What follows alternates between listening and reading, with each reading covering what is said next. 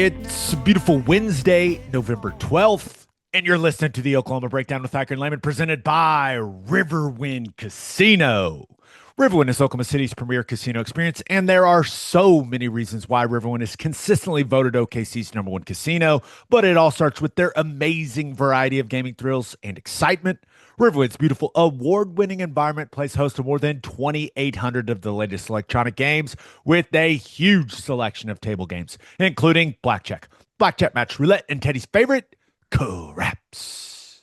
No matter what your game, Riverwind has it in spades and hearts. And to learn more about their gaming promotions and entertainment options, all you got to do is visit riverwind.com.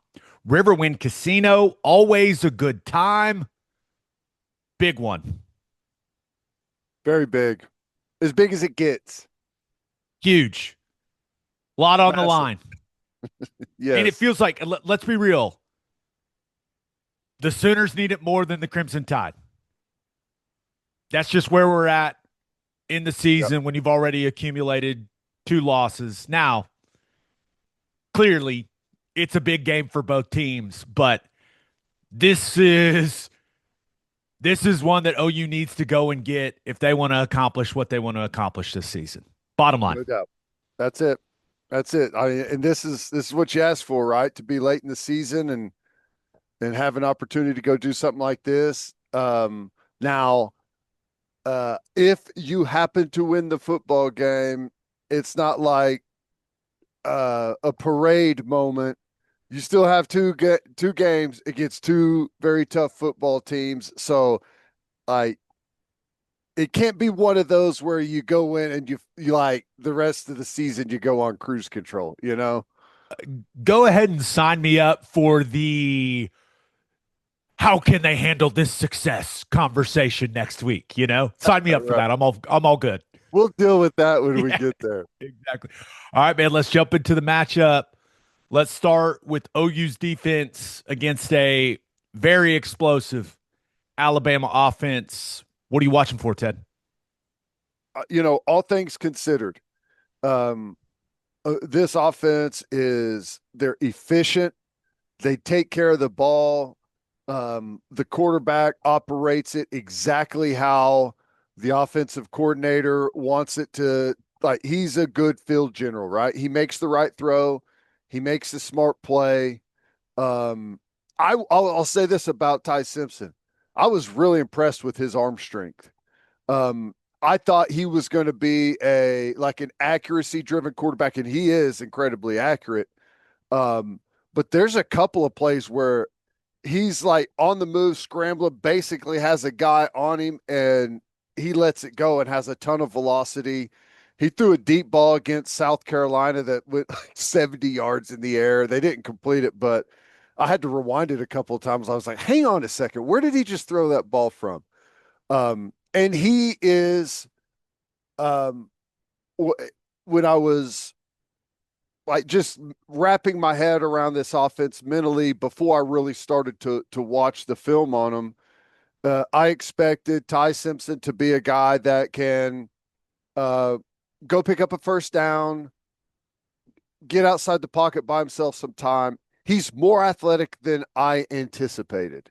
Doesn't use it a lot. They're not a quarterback run team where they try and, use that and call plays designed to use his athleticism in the run game, but he is more athletic than I thought. In my opinion, he's the best player on their offense. And it sticks out. I think their offensive line is, considering the run difficulties, their offensive line looks better maybe than I thought they were going to look. Even in the run game, their center's really good. What do you think about the center? I think he's the best offensive lineman they've got. I think they're at a crossroads along the offensive line, and I don't want to dive super deep into this, but they still have some guys that are like in the big mauler mode of what Bama used to be. And then they've got some guys that fit what DeBoer and Grubb want to do offensively, like the athletic, get out and run on zone, on pin pull, the stuff we saw from them at Washington, they're trying to blend like the two worlds. And I think that has a lot to do with their inconsistencies in the run game is the offensive line. The guys are so different in body type and strengths and weaknesses that they're having trouble finding concepts that fit the group as a whole. Does that make sense? Yeah, I think so. I mean, the center's like he's really athletic, Really move, smart. smart. He reminds me just watching reminds me of Raiola when I used to watch Raiola. The way he plays, knows exactly where he's going at all times. Crafty, not overly powerful, but he's just he's smart. He's really smart. Um, the run game you don't get a whole lot. You'll see the zone stuff. They'll pull two guys on the front side on zone. They'll run the split zone stuff. Tight end is okay about what you see in this conference from tight ends. Not an absolute mauler, but good enough for what they ask them to do.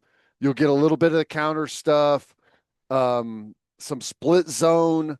They're not as heavy split zone as and counter as most teams in the conference are, at least from what I've seen. They ran a trap, which you don't see a whole lot of down in the red zone against LSU. That I thought was interesting. Scored a touchdown on it. They, I, it's like they don't really commit to the run all that much. And I guess you'd understand that considering the lack of success that they've had, but it doesn't feel like they go into a game saying we're going to run the football.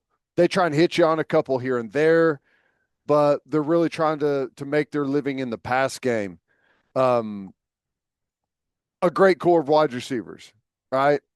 And how good are they? I mean, it's about like what you see in this conference every week, Tennessee's guys, Auburn's guys, like you see these great wide receiving cores all throughout, and I think they're right there with all those groups. I mean, maybe they're ahead. I think that their real threat to me, they'll hit some underneath stuff.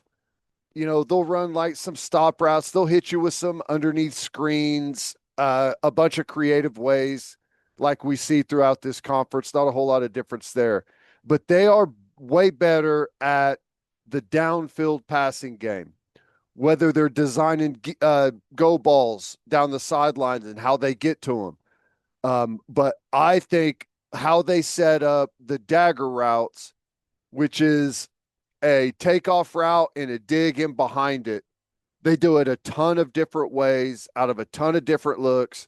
They'll do it in 2x2. They'll do it in 3x1. That to me is their real bread and butter. They'll hit like some real nice double post stuff. They'll, if you're 2x2, you'll get double post over here and a dig coming across from the backside to try and take advantage of the secondary really overplaying. I really like what they do there. And they will get in some traditional formations and run like some traditional play action to help set up those deep crossing, deep dig routes, pull the backers up, and the backers are kind of scrambling to get to coverage, and they'll hit those deep windows behind the linebackers. Really good at that. I think that's their specialty. Their wide receivers, I think, have great ball skills on the deep stuff, as good as you're going to see. Covered well, good throw, and it's a 50-50 type of play. They come up with it a lot. That's what I think is their specialty. All of that considered, I really like the matchup with our defense against their offense. And we've talked about it. Getting pressure on Ty Simpson, I think, is going to be critical. I think what they do, they take advantage of chaos in the secondary, getting guys mixed up on the overs and the digs. And we just don't blow a lot of coverages. It's not something that we do a lot. We'll get beat. We'll get a pass interference call. We'll miss a tackle on a play, but rarely are we just blanking on coverage. So I think we're going to cover them up pretty well. They're going to make some plays on us, but I think we'll do a good job there. And I think that we're going to get good pressure on the quarterback. With all of the blitzes and different things that Venables cooks up, I feel like we're going to be able to get to the quarterback on a regular basis. I think we're going to do a really good job stopping the run. It's the deep ball. If we can play the deep ball well, not bust any coverages, not get 2 or 3 pass interference calls down the field, I think we should defend these guys really well. I think they're extremely talented at the skill spots. I think Jeremy Bernard is as good as we've played all season long. And it has a lot to do with his versatility. They line him up in the backfield. They hand the ball to him. He's their speed sweep guy. He's also their trick play guy. Like they've run multiple double passes this year where he's getting it, looking to throw the football. He works the middle of the field as good as anyone as we've played. Like he's the guy that concerns me.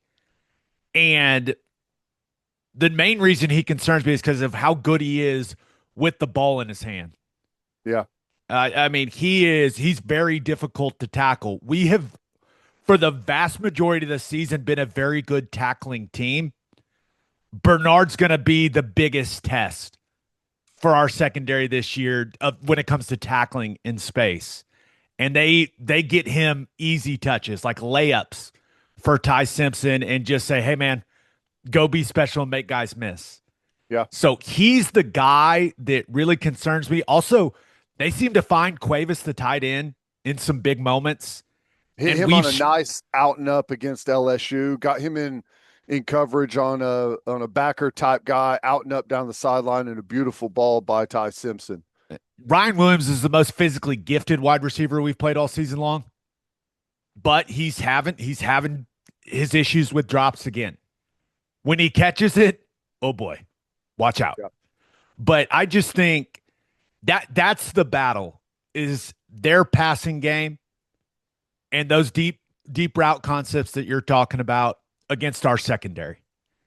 Yep. I think we feel really good about the matchup in the box, right? Like their core against our core, whether that's the run game or pass protection. Like I think we feel good about that matchup. It comes down to, for me, if OU's secondary can rise to the occasion or not. Yeah, I agree. I'm so used to turning on Alabama tape and just seeing physical outliers all over the place.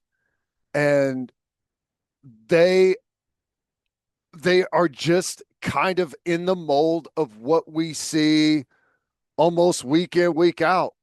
Ole Miss, Tennessee, they're kind of athletically, the separation, I guess, isn't there like you typically have seen with Alabama compared to everyone else in college football. And I think that's why the margin of victory is way closer.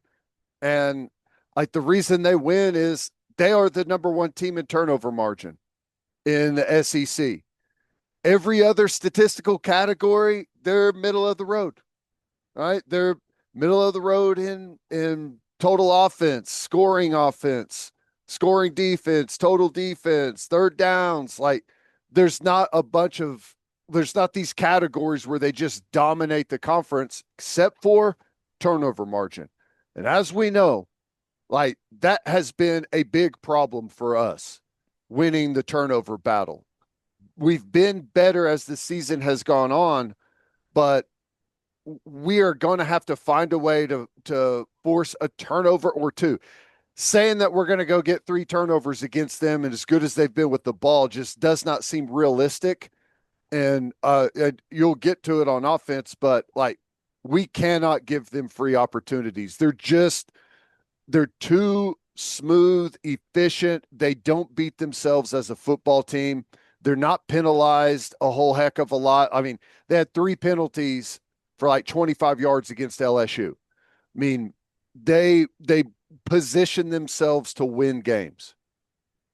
I think the number one thing I'm excited to watch, just like as a football guy, is Ty Simpson against Brent Venables and what we dial up from a pressure standpoint.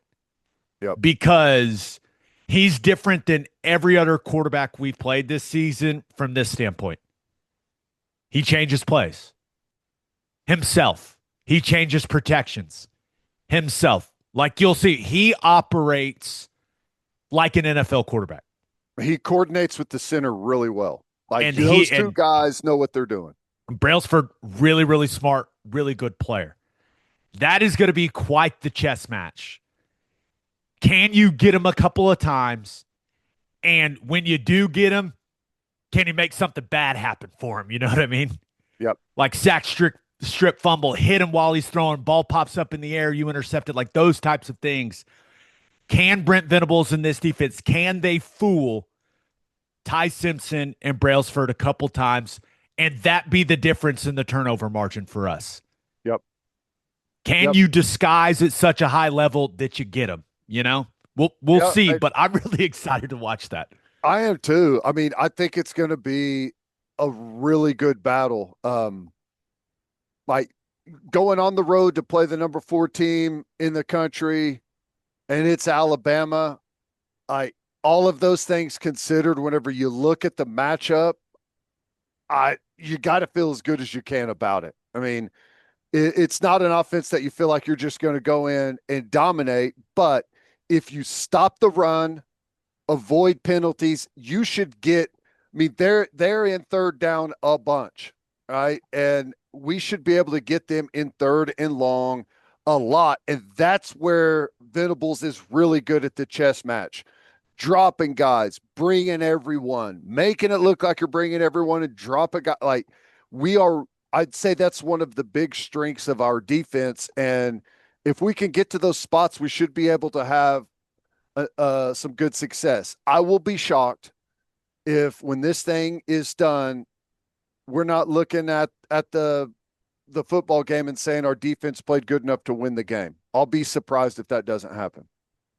I like it. Now, I'd feel even better about things if I knew our Mason Thomas was healthy and ready to go, but just with how Venables has answered those questions this week, I don't really expect to see him out there on the field, which kind of where I'm at. It's never great when you're going and playing a super explosive offense on the road and you don't have your best player on the field. That's not how you draw it up, Ted. No, it's not. But you know, there's been years in the past, and I would say that we're different than most people in the conference, that we're still really deep at that spot, and there's going to be fall off. Our Mason Thomas is, you know, he's one of the best defensive players in the country.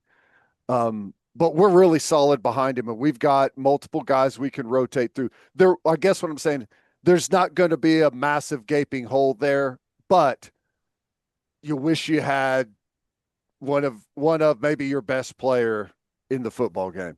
Especially with they have struggled to find their guy at right tackle.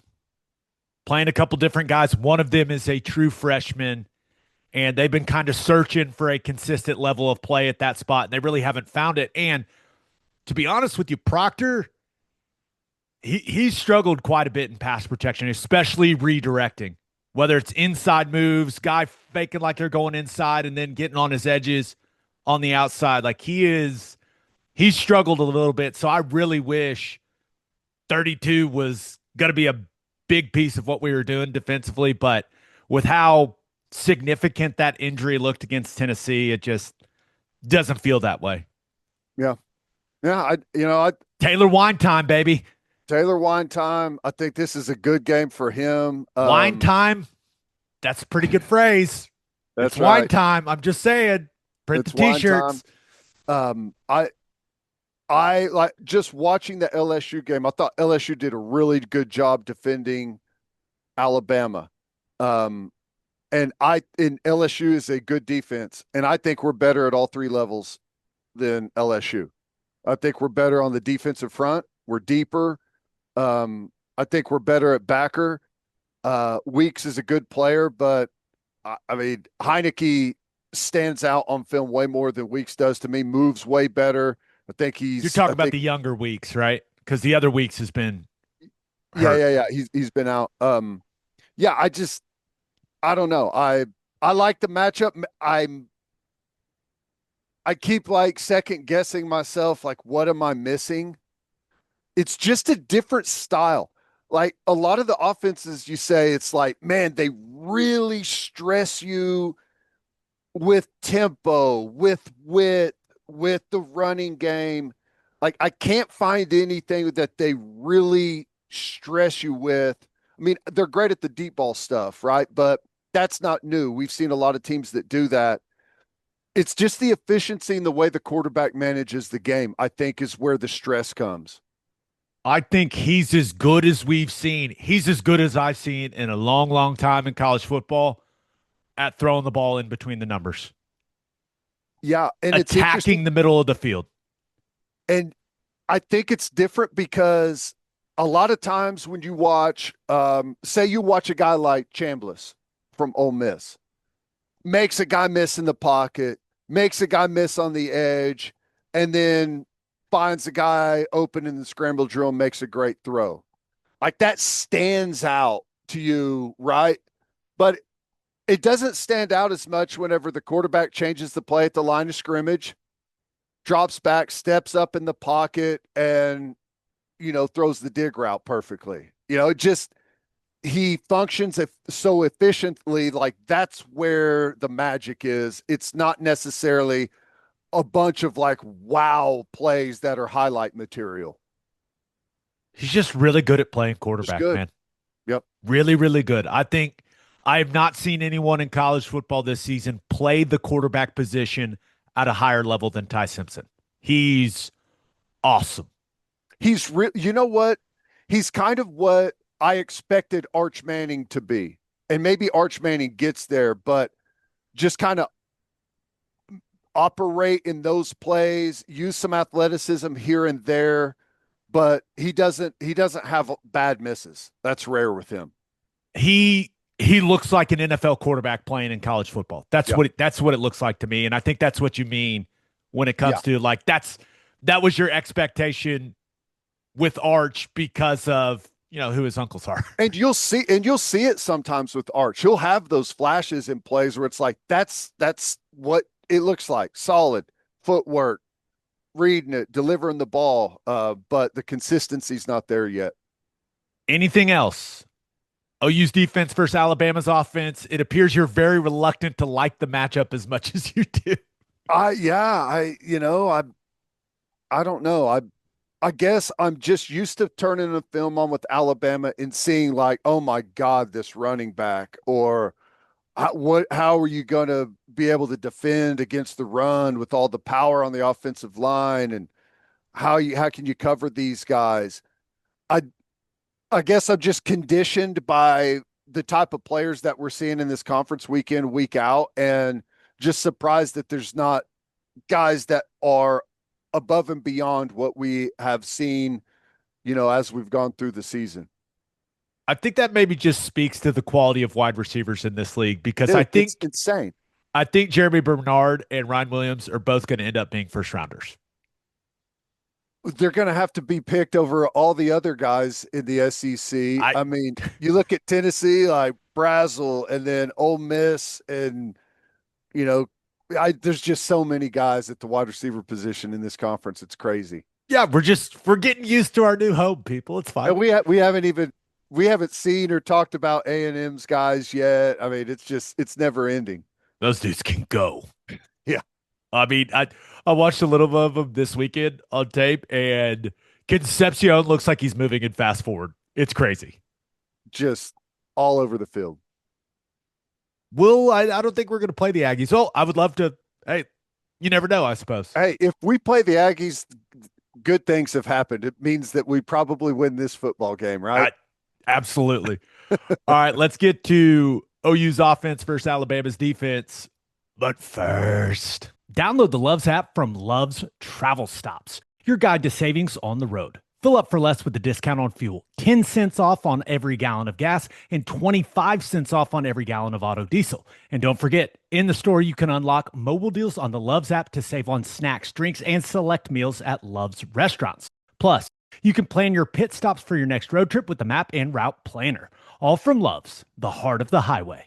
Steaks are back. Didi Ranch's luxury steak cuts are restocked and ready to ship straight to your door. From mouth-watering ribeyes to silky smooth fillets, this is the best beef Oklahoma has to offer. And here's the kicker.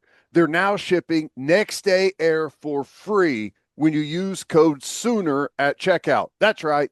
Next day air like Amazon Prime, but for steak. Didi Ranch delivers taste and tradition the luxurious way. Order today at DidierRanch.com and get your steaks just in time for the holidays. And we are brought to you by Simple Modern, the Oklahoma-owned company and proud official drinkware partner of the OU Sooners. Guys, it's November in Norman, and that means 2 more home football games where you can grab Simple Modern's limited edition, brand new design drinkware that's only available in the stadium. These also make the perfect holiday gift for every Sooner fan in your life, especially for those who can't make it to a game. I'm telling you, it's the perfect way to cheer on the Sooners. And with 10% of all profits going to charity, many right here in Oklahoma, every sip supports Oklahomans on and off the field. Simple Modern, good everywhere. All right, looking at the Sooners offense versus the Crimson Tide's defense, the conversation starts here. You got to cherish the football. Alabama has been awesome at producing turnovers. And one of the things that they do at a very high level is when you have the ball, whether you're a back or a receiver or a tight end, they are going to try to break your arm punching the ball out. And then they're going to rip at it. And the second guy, the third guy, everyone is attacking the football.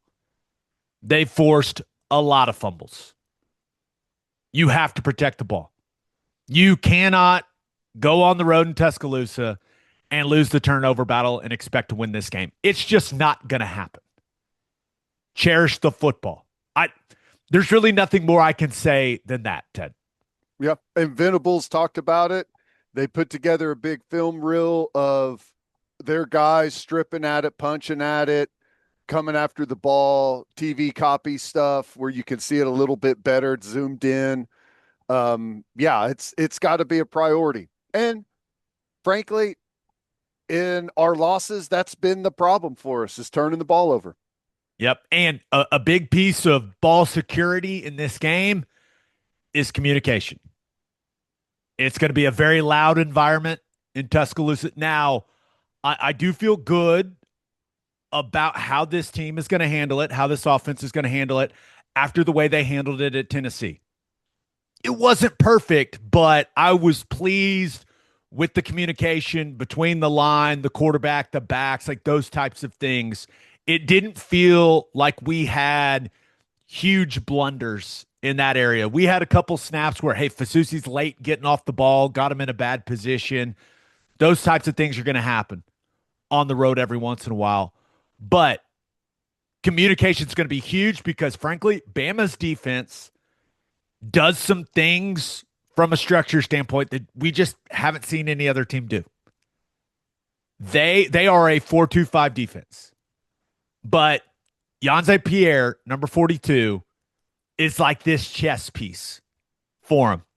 They'll line him up as an edge in a traditional 4-2-5 defensive look, even front.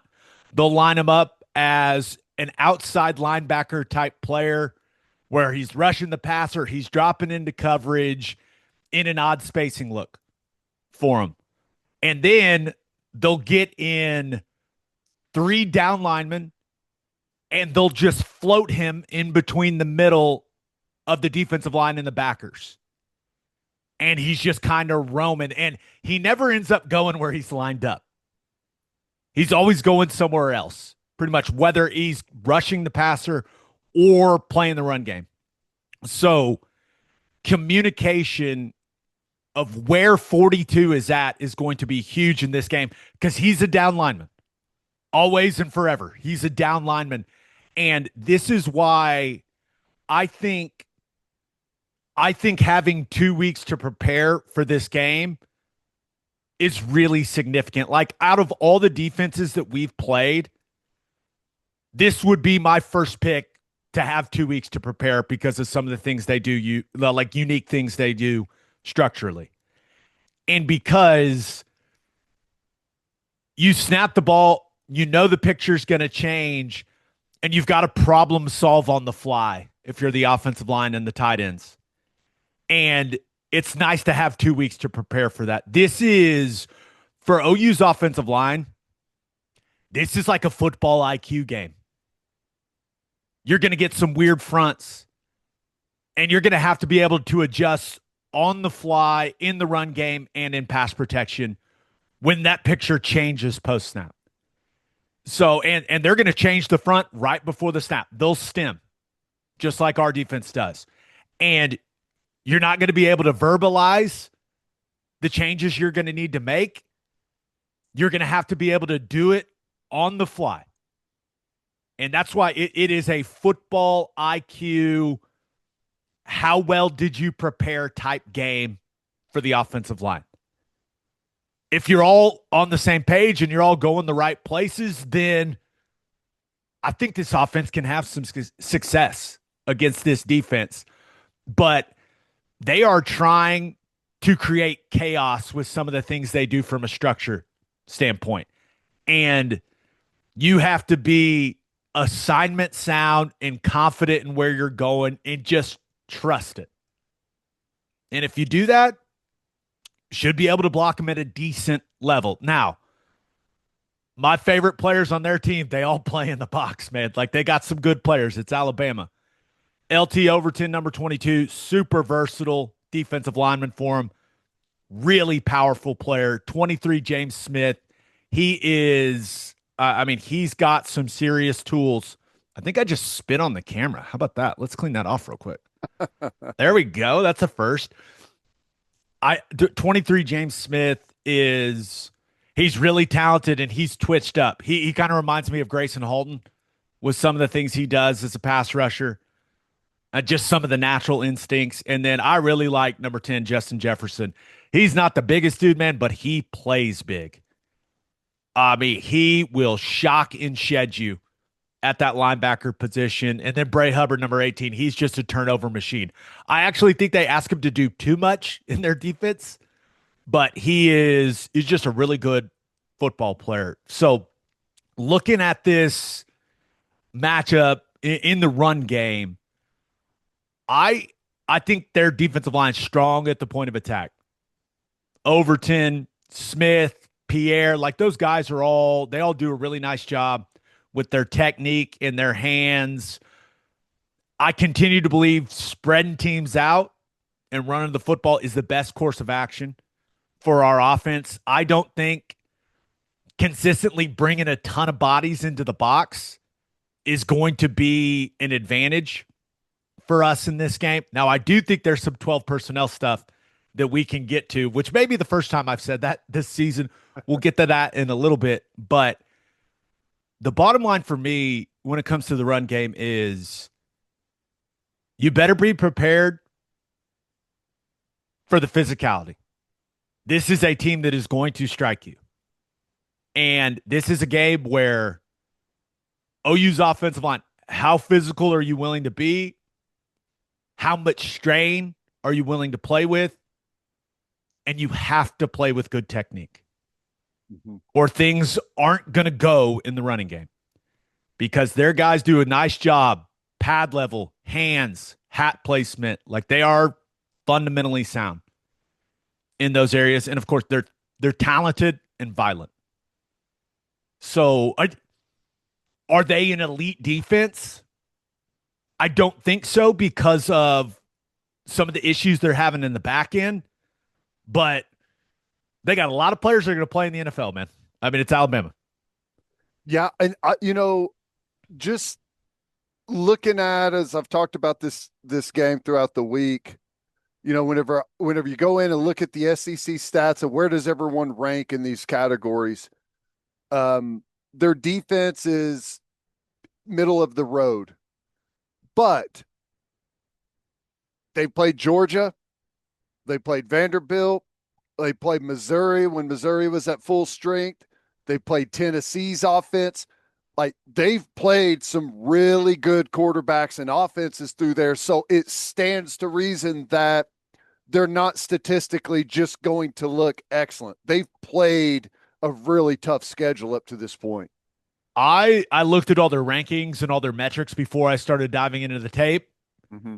And unfortunately, I looked at the tape and went, dang it. Yeah. They're much better than I was hoping they would be. They haven't had like your Mississippi State games and your Kentuckies and stuff. Like they've played pretty much the top half of the SEC.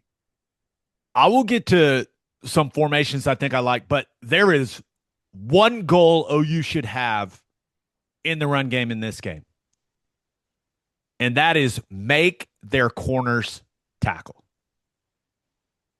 They have not tackled at a high level. And there's a lot of clips, ball coming right at them. And frankly, these corners don't look very excited to get in the mix. So their number one goal in the run game, make Bama's corners tackle. A couple ways OU can get those guys in the fit. Motion to 3-by-1 with the one side ended up being a nub tight end. It gets the corner in the fit. Or it gets Hubbard in the fit as a safety playing inside linebacker.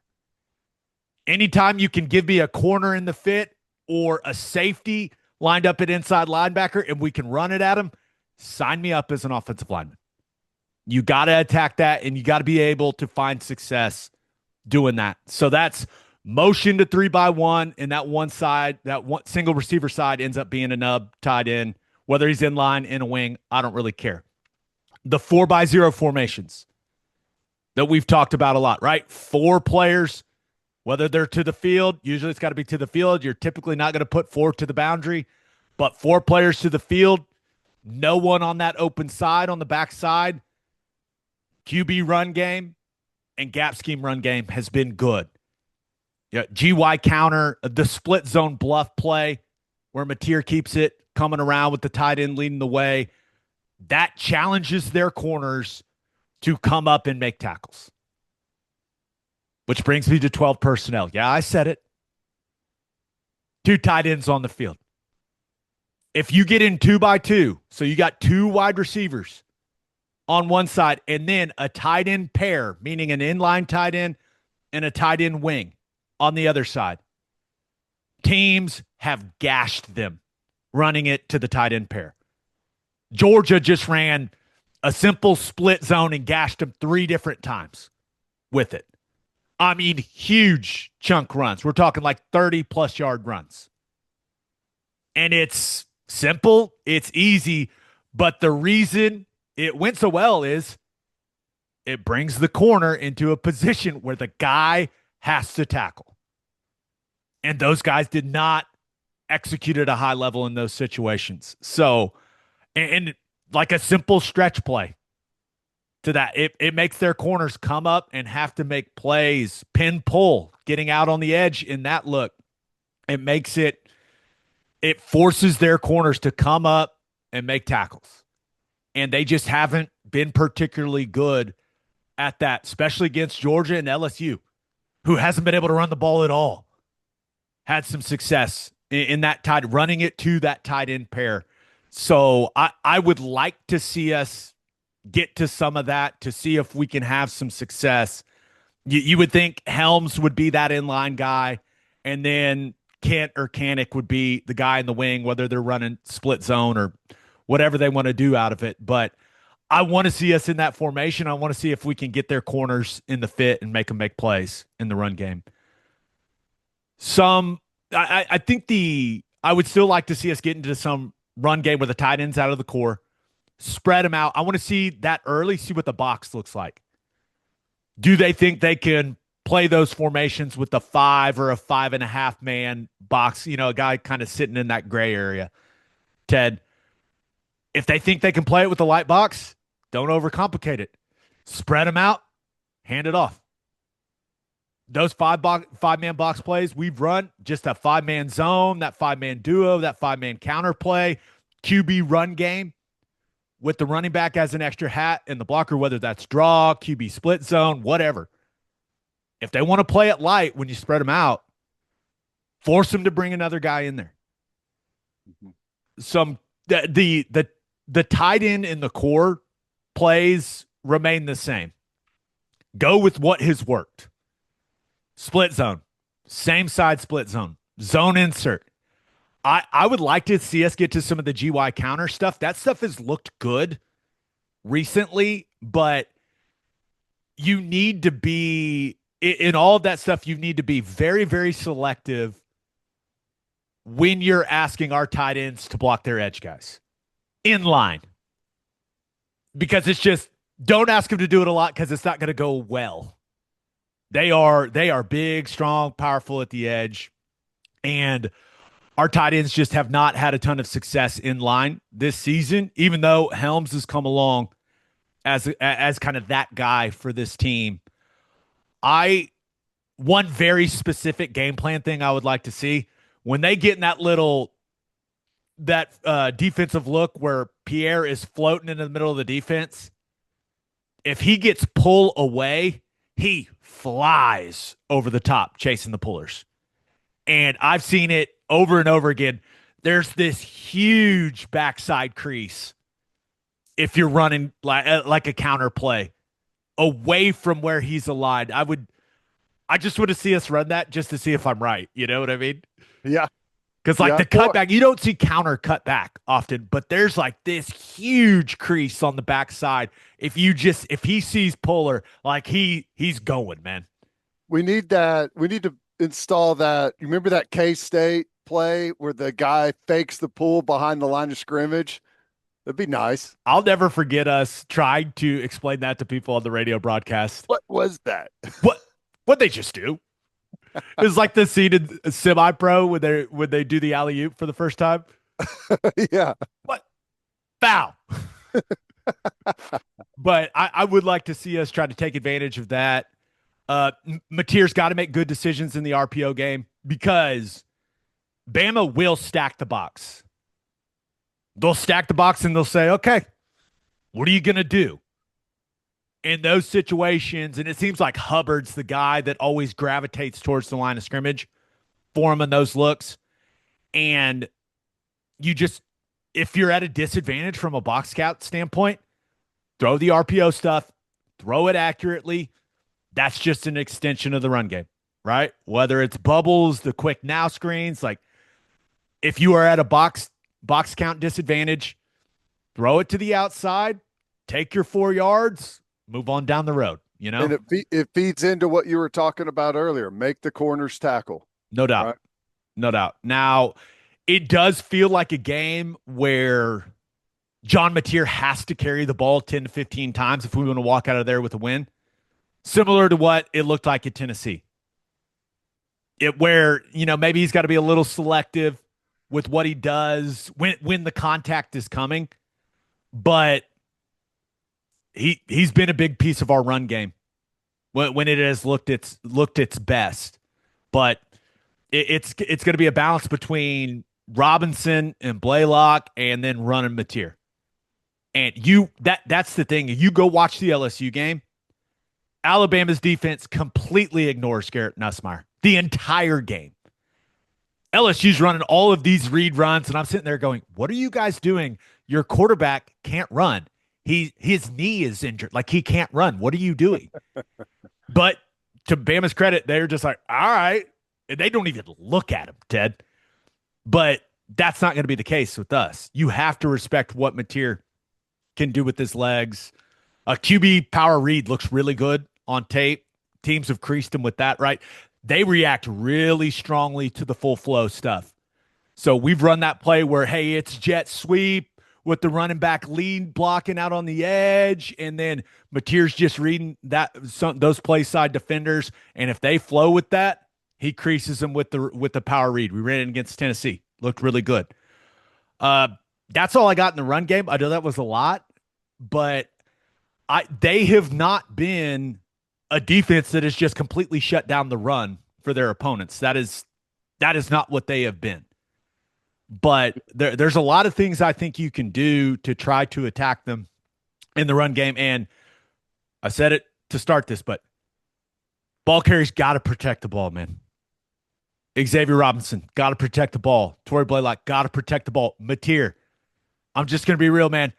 They're going to try to break Mateer's thumb because they try to break everyone's thumb. It's not like something it's not like they're like, oh, he broke his thumb earlier in the season. It's what they do, man. They're going to punch at the ball violently. Yep. And it's worked for him. So it's coming. So John Mateer, who I believe is actually, I don't think that thumb feels nearly as good as he's letting people like what he's leading on. But protect that thing, man, because they are coming to punch for it. Yeah. And, with all of that said, like we have to be clean in the ball handling stuff. Like we bobbled some exchanges, right? If you're going to be reading it on the pull stuff as quarterback, you got to be smart with it. You got to be sure of yourself, and you've got to be clean with those exchanges. If you're pulling it to throw, if you're pulling it to run, if you're giving it, those things got to be clean. We can't bobble that football around because you never really secure it as good, right? Whenever it's bobbled initially, that's when it gets punched out. Some pass game thoughts. Protection. The protection's got to be good. And we'll get to some of the things that they do. But there are plays to be made in the middle of the field if the protection is good. When quarterbacks have had time and they have been willing to attack the middle of the field, there are natural voids between their inside backers and their safeties. Now, we have not seen Mateer really attack that area of the field consistently post-surgery. Is this the week where that thumb's feeling good enough to where he's like, all right, let me let it rip in the middle of the field? That would be great if if that is this week, because there's money to be made there, Ted. You're going to have to stand in there, trust the offensive line, deliver the football, maybe take a shot. If you're going to attack the middle of the field, it's going to take a little bit of time. It takes time for those backers to expand out. Takes a while for the downfield route to clear, and then the in-breaking stuff to get there. It's got to trust it. That's been his problem. He's been great with the instant stuff, get the ball out, but when he's had to wait to develop, those happy feet have been a problem for him. So you're going to have to trust it. Also, his middle of the field guy, Keontez Lewis, has just disappeared. Back this week. Back. Yes. Supposedly. We'll see. That would, in all seriousness, that would be huge for this offense if Keontez Lewis is in fact back. Because you think about early in the season, who was the guy that worked the middle of the field, like those deep dig routes? Yep. That was Keontez Lewis. That would be very, very big for OU and the way that they can attack Alabama's defense in the passing game. Now, I'm going to say something here. And the things that I follow up saying about this guy, it may sound strange that I'm saying what I'm saying. I don't know if that made sense, but in my head, it just made sense. Dijon Lee, number 5. You have to attack this guy. He's 6'4", 202, though, and incredibly talented. He's going to be a great player. But he does a really nice job of staying on top of all the deep stuff. They pulled Damani Jackson, number 1, and they have inserted him, and to his credit, he has played at a high level when he's been called upon. But it's pretty clear to me, he's out there going, do not get beat deep. Do not get run by. And that's a great mentality to have as a corner, but you combine that mentality with his size, he is susceptible to giving up the routes where he is feeling threatened vertically and then you're stopping. So you're threatening vertically and you're running a comeback, whether that's towards the sideline or kind of one of those comeback routes where you're working a little more back towards the numbers, back towards the middle of the field. Teams have been able to create a lot of space on those routes against number 5 for Bama. And I think we can attack him in those situations, especially on sprint pass. Mateer has looked as comfortable doing anything as sprint pass. Like, get him out of the pocket on the move, whether it's Burks, Giovanni Gibson, whoever. Jermichael Carter playing that outside receiver spot. Like, you need to threaten him with speed and then run the comeback stuff. The space will be there because he does not want to get beat. And he's 6'4". It takes him a little bit to drop those hips, change the direction, and drive on those routes. So he's incredibly talented. He's out there at 6'4", 202 as a true freshman. He looks ridiculously good, but you have to attack him with speed. You have to make him feel threatened by speed and then run the routes where you stop and come back to the football. And those are all timing, right? So Mateer's got to be on point in that stuff, but I think those will be open. Yeah. And, I'll also say that tall players, tall corners, those guys, when they tackle, have a tendency to lunge at people because the feet aren't as quick, and you can make him miss. Push him off the ball, come back, catch it on a stop route, a comeback route, and then get to him and shake and get him to leave his feet. You can make him miss some tackles and turn him into some nice gains. I do not recommend the red zone fade against him like LSU tried to test him with. No. That's not the way I would attack him, No. Now, he has replaced Damani Jackson. Damani Jackson played, he was on the field late against LSU. If he's out there, you got to attack this guy. He has no confidence right now. And it shows on tape. Like, he's a corner out there playing, terrified to make a mistake and terrified to make another mistake that this fan base for them freaks out on him about, which has happened several times this year. Yep. You want the doubt to creep in. That's for sure. First time I've said this all season long, I believe. I think we should get in some 12 personnel and throw it. When teams have been in 12 personnel and gotten in condensed formations, there are a lot of bodies close to the line of scrimmage for Bama's defense. A lot. I would like to see us do some of that. You can create some one-on-ones for Satania. Like, if you get in 12 personnel, that formation gets condensed and you split one guy out and give him space, a lot of the times that's going to be a one-on-one for you.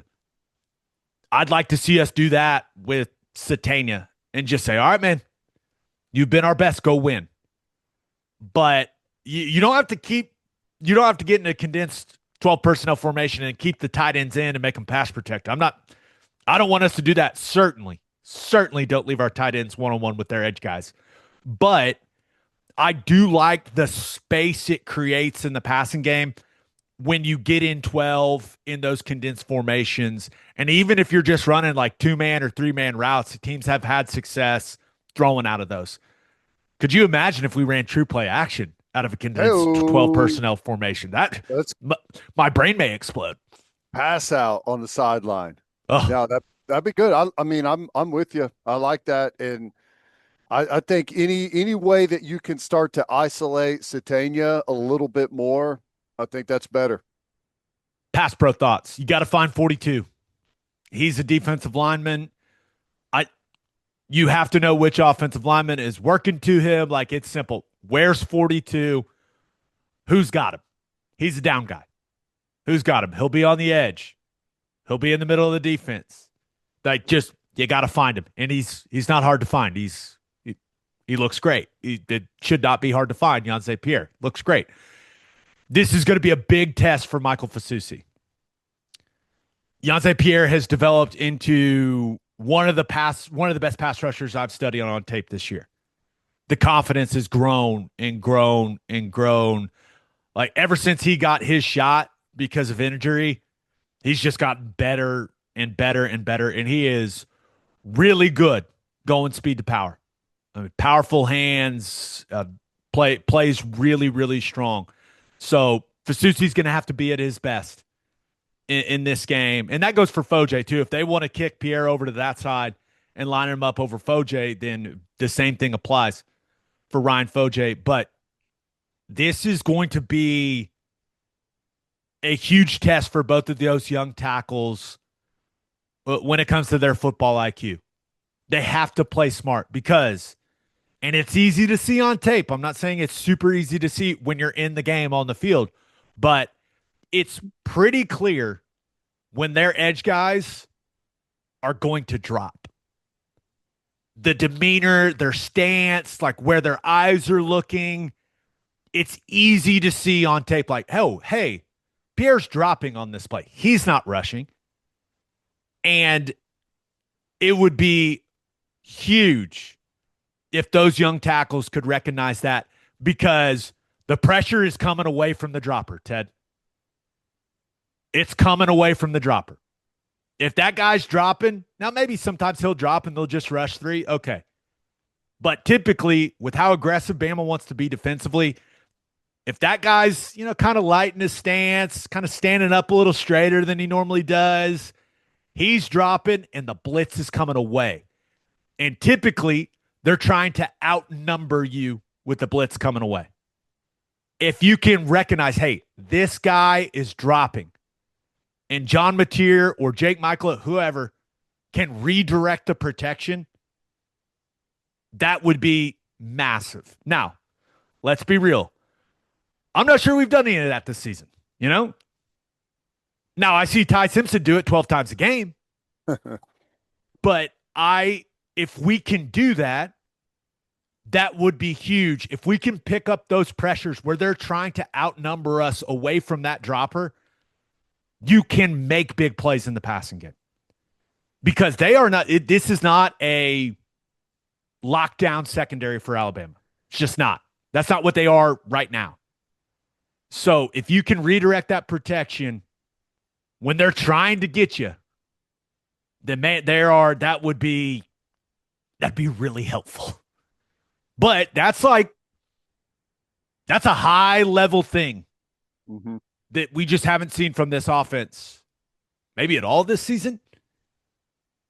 You've had 2 weeks to prepare. It'd be a great time to start. Yeah. You got to start somewhere. Let's start now. Also, for those young tackles, when the inside linebacker is lined up wide, 100% of the time, the defensive end is coming inside. Wide backer, tight alignment, the end, he's coming inside. I swear if we get beat inside with that, I'm going to lose it. It's the most obvious thing in the world from an alignment standpoint. Just play smart football at the tackle position. But those guys, they're going to be challenged. They are big, powerful rushers on the outside, and they do a lot of different things from a structure standpoint, which brings me to the third and long stuff. They got all kinds of stuff for third and long. Now, I can guarantee you we are going to get 6 up, double mug, and they are going to pick the center because we still have not proven that we can pick that up properly. That is coming. Guarantee it. Professional courtesy, right, Ted? That's right. They will get in an overload where they put 3 defensive linemen on one side. They will put Lawson, number 0, who is a really versatile piece for them. They'll put him in the A gap opposite the overload, and they'll have 1 D in on the other side, and they are just basically saying, hey, we know you're going to go 5 down, and we're going to twist, and we don't think you can pass off all the twists. You got to pass that stuff off. It's challenging, but you got to do it. They will this is something that's really interesting, and they'll do it in second and long, but it's mainly a third and like 7 to plus type thing. They will put 6 defensive backs on the field and only have 3 defensive linemen. And then they'll be in an even front, though, because they will bring Lawson down, number 0, and he will play at the line of scrimmage, typically over the guard. So it's a 4-down, even front look, and it's a 6-man box. But one of those inside linebackers is Hubbard, a safety. If they're going to give you a 6-man box on 3rd and 7, and they'll do it sometimes, like you have the tight end in the core, you've got 6 blockers. I would not mind if they get in that front and they're in a, what you would say, a 3-2-6 look. I wouldn't mind some runs on 3rd and 7. Yeah. Like if you got 6 bodies against 3 D linemen, 2 inside backers, and a safety, got to be able to win that battle, Yeah. But we'll see. Especially QB run game, you get an extra hat, and you really should be in business, So we'll see. But it's a lot of challenging their 3rd and long stuff, a lot of challenging your communication. They've got 5 up, 6 up, 7 up. They've got overload. They've got it all. And it goes back to what I started all of this rambling with. Communication is the key. It's the key, man. If you communicate at a high level, you can move the ball on this defense. If you don't, if you bust, they're going to turn you over, and you're not going to be in a good mood when that clock hits 0. Just not. Yeah. So, yep. That's all I got, man. I like it. Field goal kicking also. Seems like it's going to be important. Field goal kicking, field position. I mean, I expect a low-scoring game. I mean, I think it's going to be low-scoring. I think it's going to be tight. Turnovers are probably going to tell the story. All right, let's learn a little more about the Crimson Tide from Tim Watts. But first, Schwab Meat has been smoking the highest quality meats, hot dogs, and sausages in OKC since 1912. Go to schwabmeat.com to order any of Schwab's outstanding products and use promo code OKBreakdown for free shipping on orders over $75. Schwab dogs are iconic. I like to keep it simple. Just a bun, dog, mustard, ketchup. Also, the jalapeno cheddar smoked sausage is ridiculous.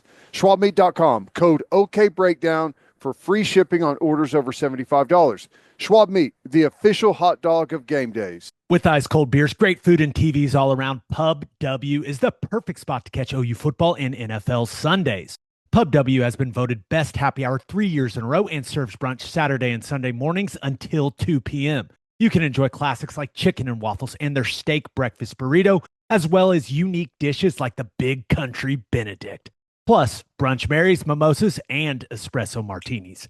Visit pubdub.com to find a location near you. Pub W, good food, good drinks, good people. Insurica's launched a new digital agency introducing Insurica Direct. Whether you're in Oklahoma or anywhere across the U.S., they've got you covered. From small business insurance and health insurance for your employees to insurance for individuals like home, auto, and even Medicare supplements. Insurica Direct's got it all. Start your journey today at insuricadirect.com. Remember, at Insurica, we specialize in you. It is our pleasure to be joined by the man that is the owner and publisher of BamaOnLine.com. Tim Watts is in the house. Tim, how we doing, man? Good. Football weather. We got 3 games left, trying to soak in everything. It got cold in Alabama. It was like 29 degrees when we woke up. It was 78 Saturday. So we have those – we have these – it's going to be 78 on Thursday, so we had a crazy swing. But excited to be here. Thanks for having me. Well, Oklahoma's traveling to Alabama.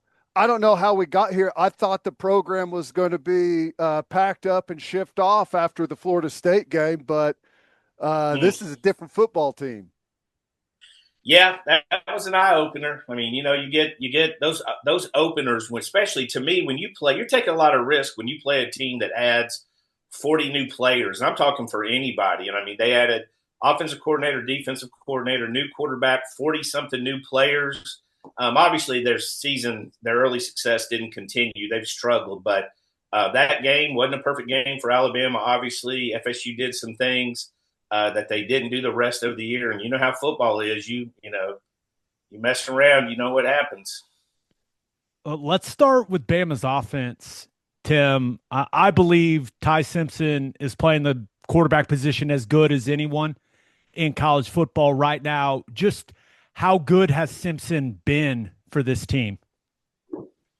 There's just so much to like about him. He waited his turn. He's such a good story. If you like college sports, he waited his turn, waited 3 years, gets his chance. He's kind of known as a quiet guy going into that, but you've seen from the Florida State game, there's some resolve there with him, just mentally. And of course, that's so important for quarterback at any level, but he's taken over the leadership of that team. The guys follow him and his play. I mean, I know he misses. He's been so good that Alabama fans point out the misses he has in each game. And there's not many. It's the 3 or 4 misses, but he makes just unbelievable throw. He's got arm talent. Hadn't connected in as many deep balls as he probably could have the last few games, but I mean, he steps up, he makes plays, he's very competitive. He does a lot of the little things that people that love sports will notice, where he picks up a first down on 3rd and 3. He gets to the first down marker and sticks his head in there to get it. So he's a scrappy guy. I mean, you got to kind of root for him.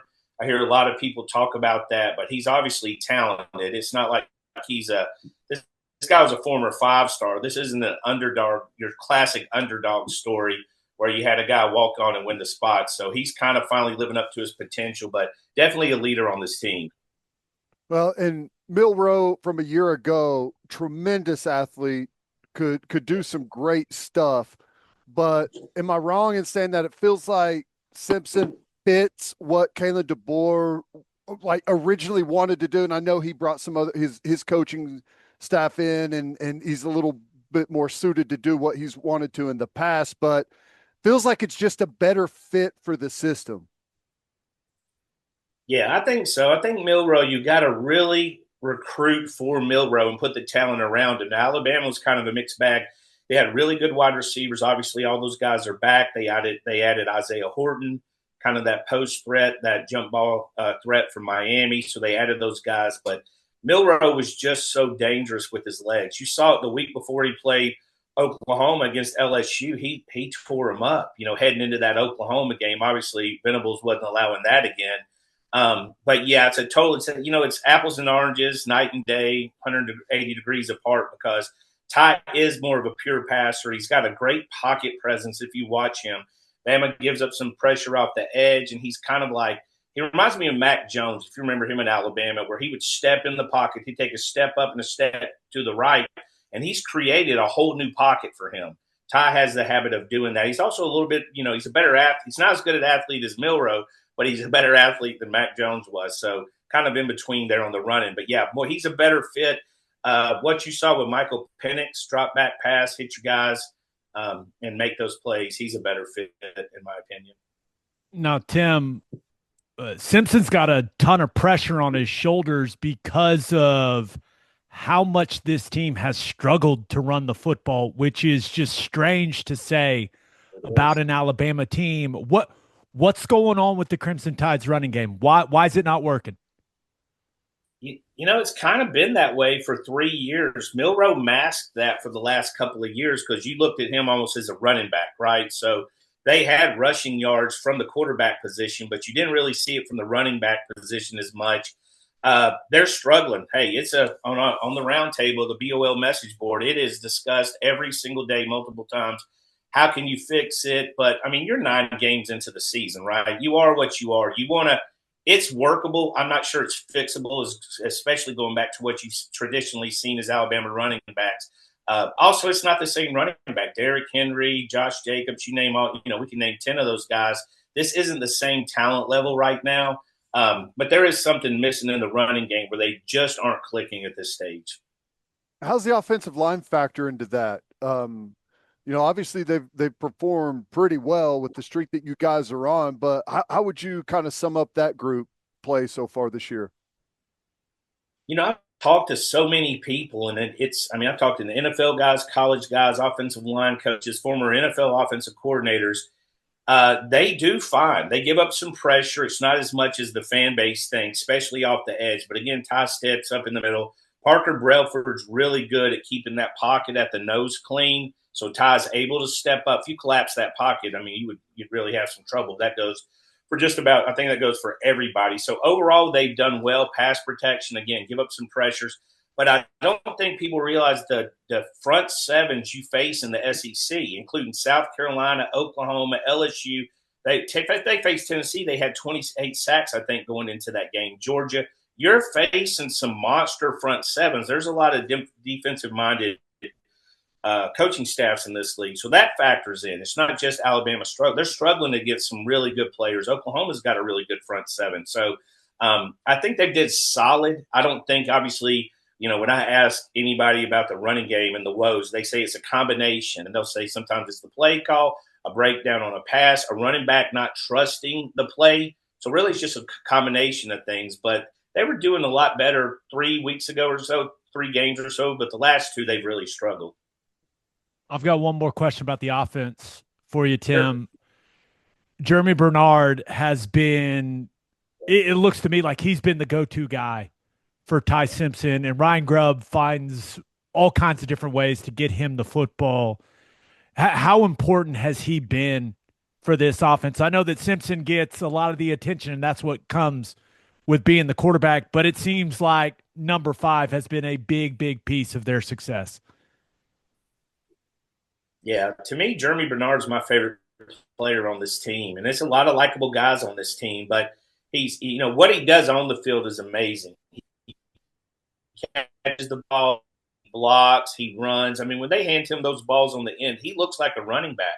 He is shifting through traffic. He's doing everything he needs to do to get there. But also just as important is the locker room. He's a great presence. The players love him.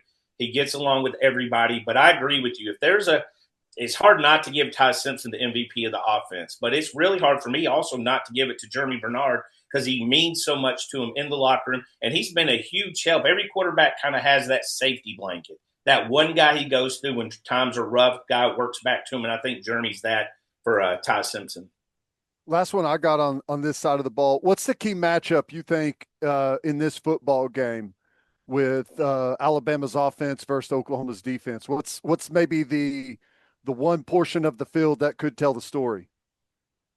I think it starts with the Alabama interior offensive line versus the defensive tackles, the interior defensive line for Oklahoma. If they're able to collapse that pocket, that's going to have to change a lot of things. You're not going to be able to protect Ty as long. He's going to have to make quicker throws. Ideally, you'd want a little time to get into the Oklahoma secondary and try to find some ways because that's probably a better matchup. So to me, that's where it starts right there. Edge pressure, you don't want to give up a lot of that, but that's probably going to get there anyways. You just got to navigate that as a quarterback. But it's going to start with the big uglies, the nasties, right in the middle. Oklahoma does a good job. I know they prioritize those tackle-type guys. They get a lot of good ones, and Alabama's just going to have to hold their own there. Looking at the Crimson Tide's defense, Tim, what would you say up to this point in the season? What has been the strength of this defense in your mind? As a unit, they do a good job of not allowing a lot of points. They keep guys are good in the red zone. They get a lot of turnovers. They're getting a couple a game. I think I don't know the exact numbers, but every game they're getting a couple that matter. They're improving as edge rushers because Janze Pierre is really coming on now. He's got 6 sacks for Alabama. It's 4 or 5 in the last 2 weeks. He didn't play as much earlier in the year because Quay Russaw had that spot. He hurt his foot, had to have surgery. Pierre's really taken on a new role opposite of LT Overton. So they're getting that pressure, but keeping points off the board, not getting gashed too bad, which is always a defense nightmare. You don't want to give up a 68-yard touchdown. You want to make them earn it. They do a really good job of making you earn the points, earn the yards. Little things like, not little things, but things like that have been really good on the defense. Tell us about the secondary. I know they've had a couple of injury problems there and stuff, but how do you think at this point of the season, how's the secondary held up? I think they're doing better. I think they're improving. You got a freshman, Dijon Lee. At this point in the season, he's not really even a freshman. You played 9 games against the competition that he has, and he had a great play against the 6'7" tight end for LSU, Green. He had a great play in the end zone. He's a 6'3" guy, long length. So he's getting better. You got Xavier Brown, who had the pick 6 against Tennessee before the half. Those are guys you know about. The safeties, Keon Saab, Bray Hubbard is the one. Now, Bray really, you talk about somebody that was really criticized after the FSU game. It was Bray Hubbard. He seemed to be out of position. He got knocked on his tail one time when he slipped. A lot of that was he was learning a new position compared to last year, but he stepped up. Red Morgan stepped up. So that they probably improved the most as a group, probably had the most to prove there. But, yeah, they've stepped up. Dijon Lee's huge as a true freshman. That guy was a 5-star coming in, and he's lived up to that. Red Morgan played last year. He's learned a lot on the job. But secondary, I'd say, has been solid. Defensive line, they're a solid group. There's nothing that just, like, overtakes you when you look at them. But together, they're a good unit. And, a lot of times that's plenty. That's enough.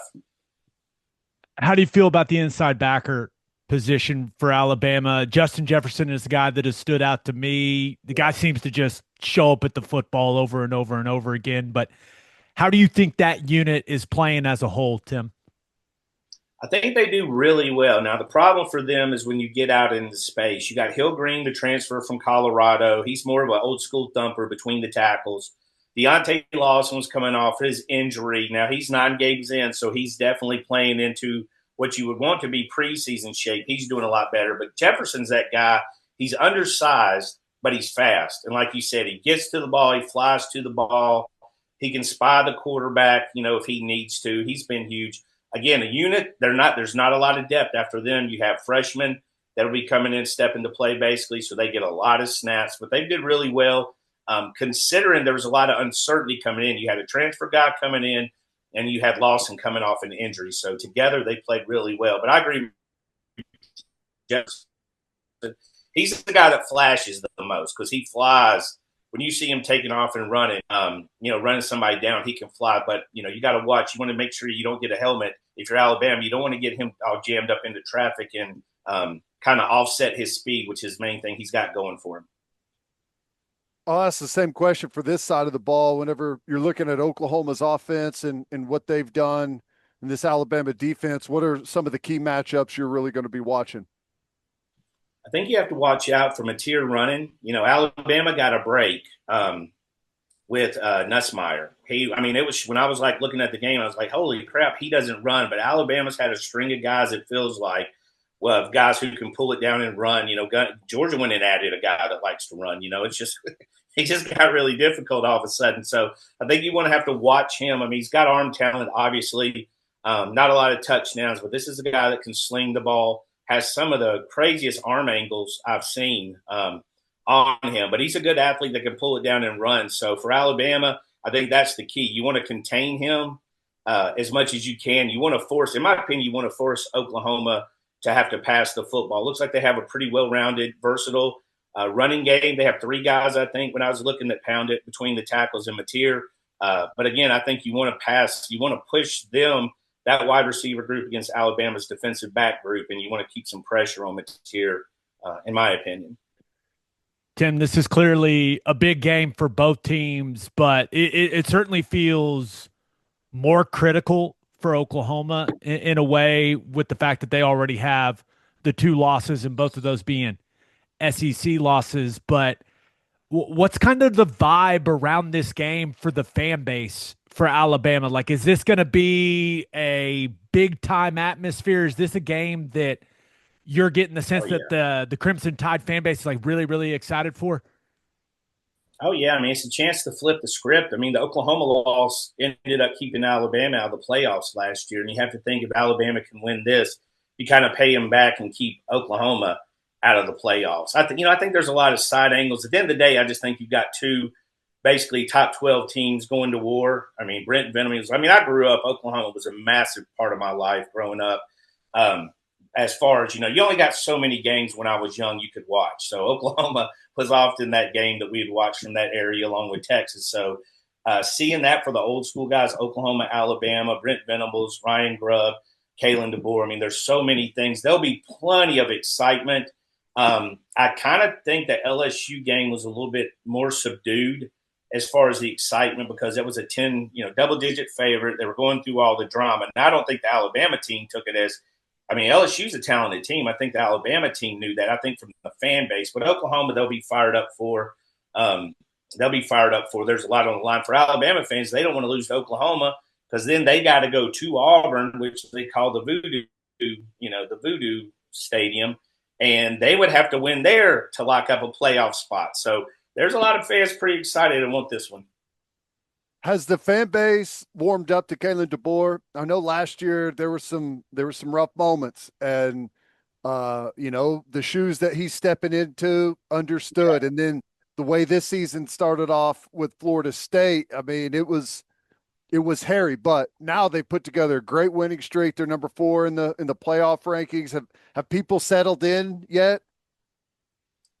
Yeah, they have. They're always apprehensive. I mean, the thing that was odd is like his record against ranked opponents is like super impressive. And then all of his losses were to double digit favorites. So that's kind of what stuck with him. I think losing at Georgia as a 3-point dog wouldn't have been as shocking as losing at Florida State as a 13 or whatever they were. So it was just startling. Look, honestly, I think most college fans are having to adjust to what we're dealing with. They wanted parity. We've got parity. I mean, every week in the SEC, you can go say Kentucky's no good or whoever, and then they're almost beating Georgia, or South Carolina's no good. They're pushing Alabama to the line. That's just the SEC. I think that adjustment's coming. And on top of that, like you said, you had the GOAT, the greatest of all time, leaving. And heaven forbid if you tell an Alabama fan they're kind of spoiled. I don't think they believe it. But, I mean, how could you not be? I mean, there was just a lot of success there. But, yeah, I think they like him. And I think the big reason is you hear recruits, prospects, guys on the team, you hear about the culture. You hear them talking about, what they stand for. I think he got a big plus in his, a big feather in his hat when Derek Meadows got knocked out against Missouri, and Kalen was the first guy on the field. I think they went from he's soft to he's caring, and there's a huge difference in that. And earlier, I mean, it was just the change. They played music at practice, and you know how it is. Y'all cover Oklahoma, and you know what old school football is. You change from Coke to Pepsi at the stadium, and it is.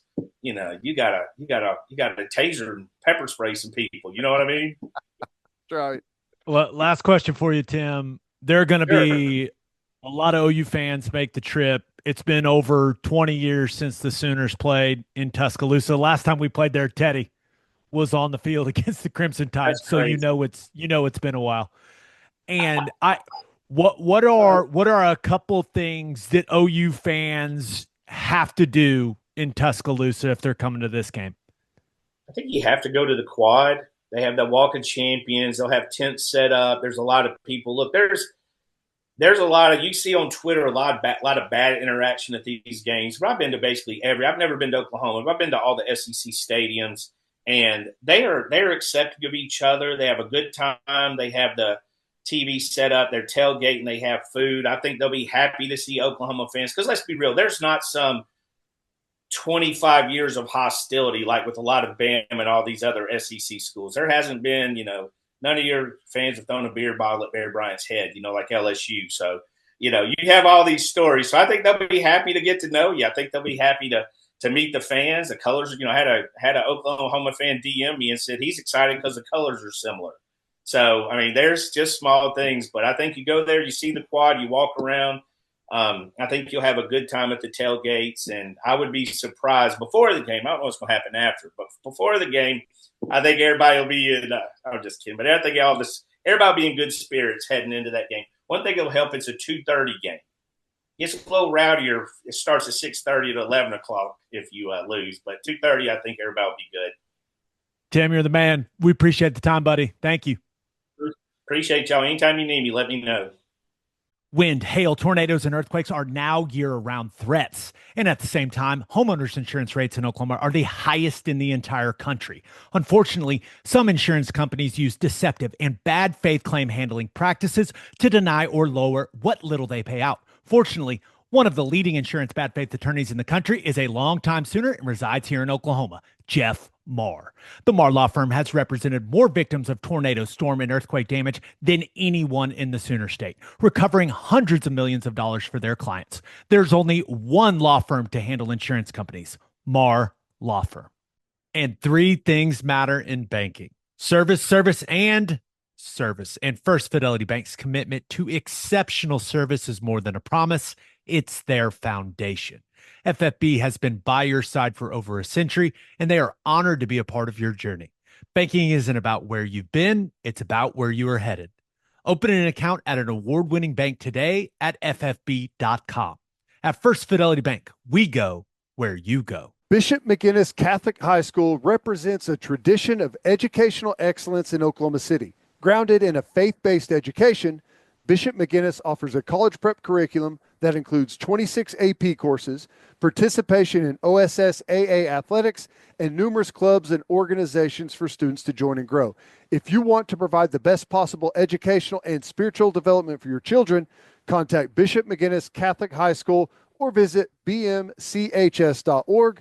Financial aid is available. And go to opolisclothing.com and use promo code TED for 10% off our podcast merchandise and the best OU gear out there. That's opolisclothing.com and use promo code TED. Buttery soft and 10% off. All right, time to preview the best games of week 12 of college football. Only one place we can start, man. Athens, Georgia. Ooh, big one. The Texas Longhorns. What are they ranked? 10? 10, right in front of us. 10 right in front of us. Congratulations, Texas. Good for you. The number 10 Texas Longhorns travel to take on the number 5 Georgia Bulldogs. This will be your prime time 6:30 ABC game, and Georgia is currently a 5.5-point favorite. Ted, football games never come down to one thing. There are so many things that determine an outcome of a game, but it feels like the most important question for this game is, do you think Arch Manning is capable of going into Athens and winning the game throwing the football? That feels like the question to me, because Texas has struggled to run it. I don't expect him to get right against Georgia.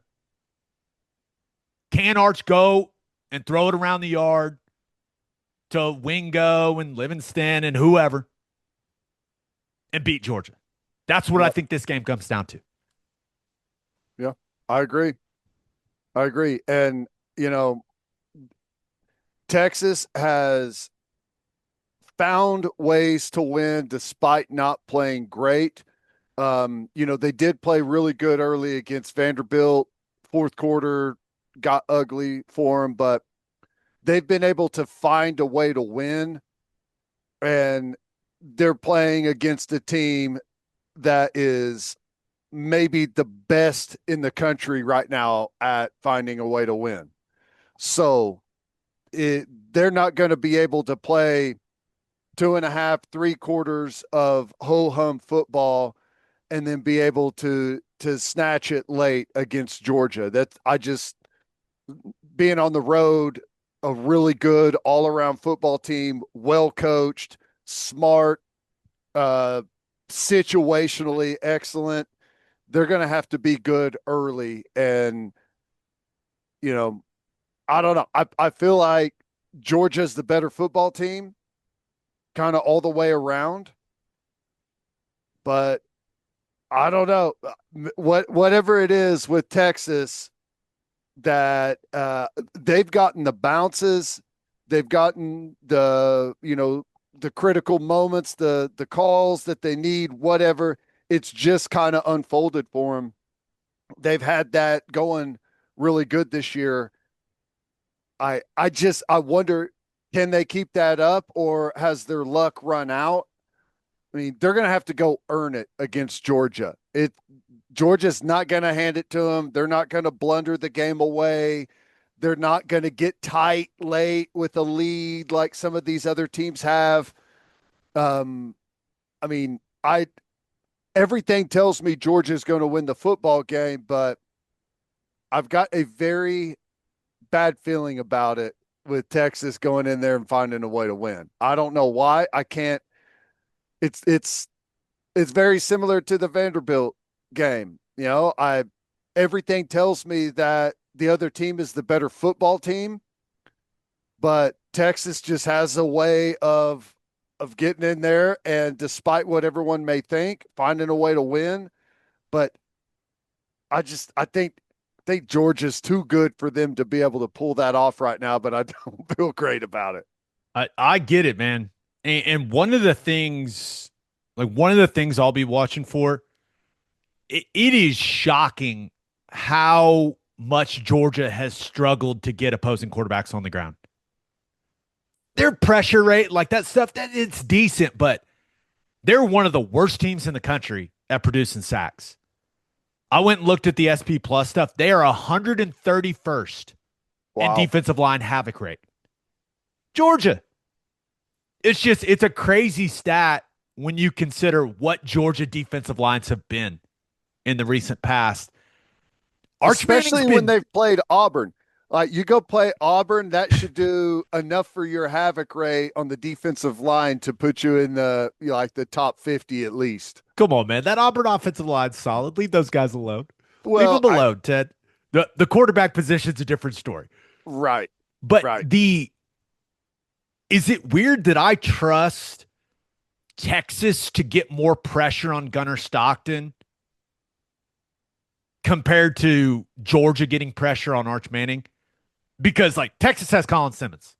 I know that guy at some point in the game is going to get Gunnar Stockton on the ground, you know? Yeah. And maybe that turns out, or maybe he doesn't get him on the ground. Maybe he hits his arm and the ball flies up the air and they pick it off. But I feel like I trust Texas's defense to make the big play in this game and not Georgia's. And it's a weird feeling, but that's just how I feel. No, that makes sense. It does. I think for Texas's defense, if they can stop the run, Georgia's starting to get some steam in the running game. They've done some good stuff. They got a really good back. If they can stop the run, because Gunnar Stockton's a good player and he's been able to get out of trouble for them as kind of a scrambler, broken play guy. But kind of like, you go back to the Vanderbilt game with Pavia, I feel the same way. Like, it's way more difficult to have success in the broken play, scramble around stuff against Texas because of how athletic they are on the edge. And at backer closing and really cutting down that space instantly. I think one of the biggest factors in this game is going to be Georgia's tackling in space. Sarkisian typically does a tremendous job of getting Ryan Wingo, DeAndre Moore, Trey Wisner, whoever, the ball in space with one-on-ones. And they haven't made as many guys miss this season as they have the last couple in those situations, but they still got some really good athletes, man. So Georgia getting guys on the ground in those situations is going to be huge in this game. If they get them on the ground consistently, I think Georgia wins the game. If they don't, I think Texas has a great opportunity to go and win this thing. Yeah. So I'm going to take the points with Texas. And it's because I think these two teams, from a talent standpoint, are pretty even. And I really do. I think it comes down to which quarterback plays better in the passing game. Does Gunnar Stockton continue his high level of play? Does Arch Manning, put together one of his best or maybe the best performance of his career? Like, I think it comes down to which QB plays better in the passing game. And I still don't have a ton of faith in Gunnar Stockton to just pick a defense apart as a passer, especially this Texas defense. So I'm going to take the points with Texas. This feels like a field goal game to me. That's just how I see these two teams. I totally agree. It's, I feels like the best bet so far in the SEC is take the points and take the under. This is a 48.5 over under. I mean, I think it's going to be below that number, and I think it's going to be a one-score game late. Maybe Georgia leads by a field goal late. Texas has an opportunity to go down and get the win or tie it with the field goal? Can Georgia get a stop and then maybe punch into security, field goal or touchdown late? Maybe you get a cover that way, but I'm with you. I think it's going to be incredibly tight, and it's going to come down to, the final drive or two in this game to see what happens. And credit Georgia. That's where they've been really good by, making the plays, getting the drive they need late in order to secure a win. I mean, I'm with you. I'd take the points, and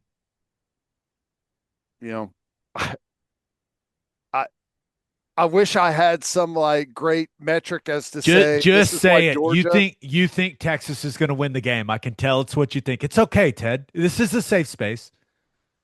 kind of do. Yeah, it's okay, and that would clearly not be good for OU. Yep. Now, this goes back to the Sooner Nation rooting guide, right? If OU goes 9-3, we need Texas to lose this game and then to lose to A&M and go 8-4. No, everything works out if OU goes 10-2. So, but I think Texas has a great opportunity to go win this game, which is kind of crazy to say because until Georgia lost to Bama earlier in the year at home, it felt like it was impossible to go win at Sanford Stadium. But now that cloak of invincibility has been removed, Yep. So there is that. No, there is. It's going to be great though. This is what I love about this conference is every week the top teams, someone there's a matchup that is at the very top that has a big impact on what the rest of the conference is going to look like in the race to the finish. And I think it's going to be a great game, and I honestly don't know who's going to win it, but I've got a bad feeling Texas is going to go get the job done. This is the best example of why the SEC is the best conference in America. Texas is playing Georgia. It's a 5.5-point spread, right? Mm-hmm. Indiana's playing Wisconsin. Indiana's a 29.5-point favorite. Ohio State is playing. Who's Ohio State playing? UCLA. 32.5-point favorite. The Big Ten and the SEC are not the same. No. They're just not. Have we played a conference game yet that's outside of a touchdown spread? No. I don't think so. There's not very many of them. I mean, that's not just us. That goes for a lot of the games out there. So OU Bama. Yeah. Bama's a 5.5-point favorite. Mm-hmm. The SEC is where it's at, man. It just is. Yep. That's it. Everyone at the top is really good. And the people from the outside looking in think that because everyone's really good, that nobody's any good, right? Yep. Well, it is what it is. I do have good news, Ted. Okay. Our Battle Bets League has been extended through the end of college football season. Let's go. So join the league now. And I'm going to explain why you got to join now. But battlebets.app/OKBreakdown. Go join our league because we're going to have playoffs, baby. Like fantasy football style playoffs. The top half of the league is going to make the league's playoffs. Everything will go to zero. This will line up with the college football playoffs.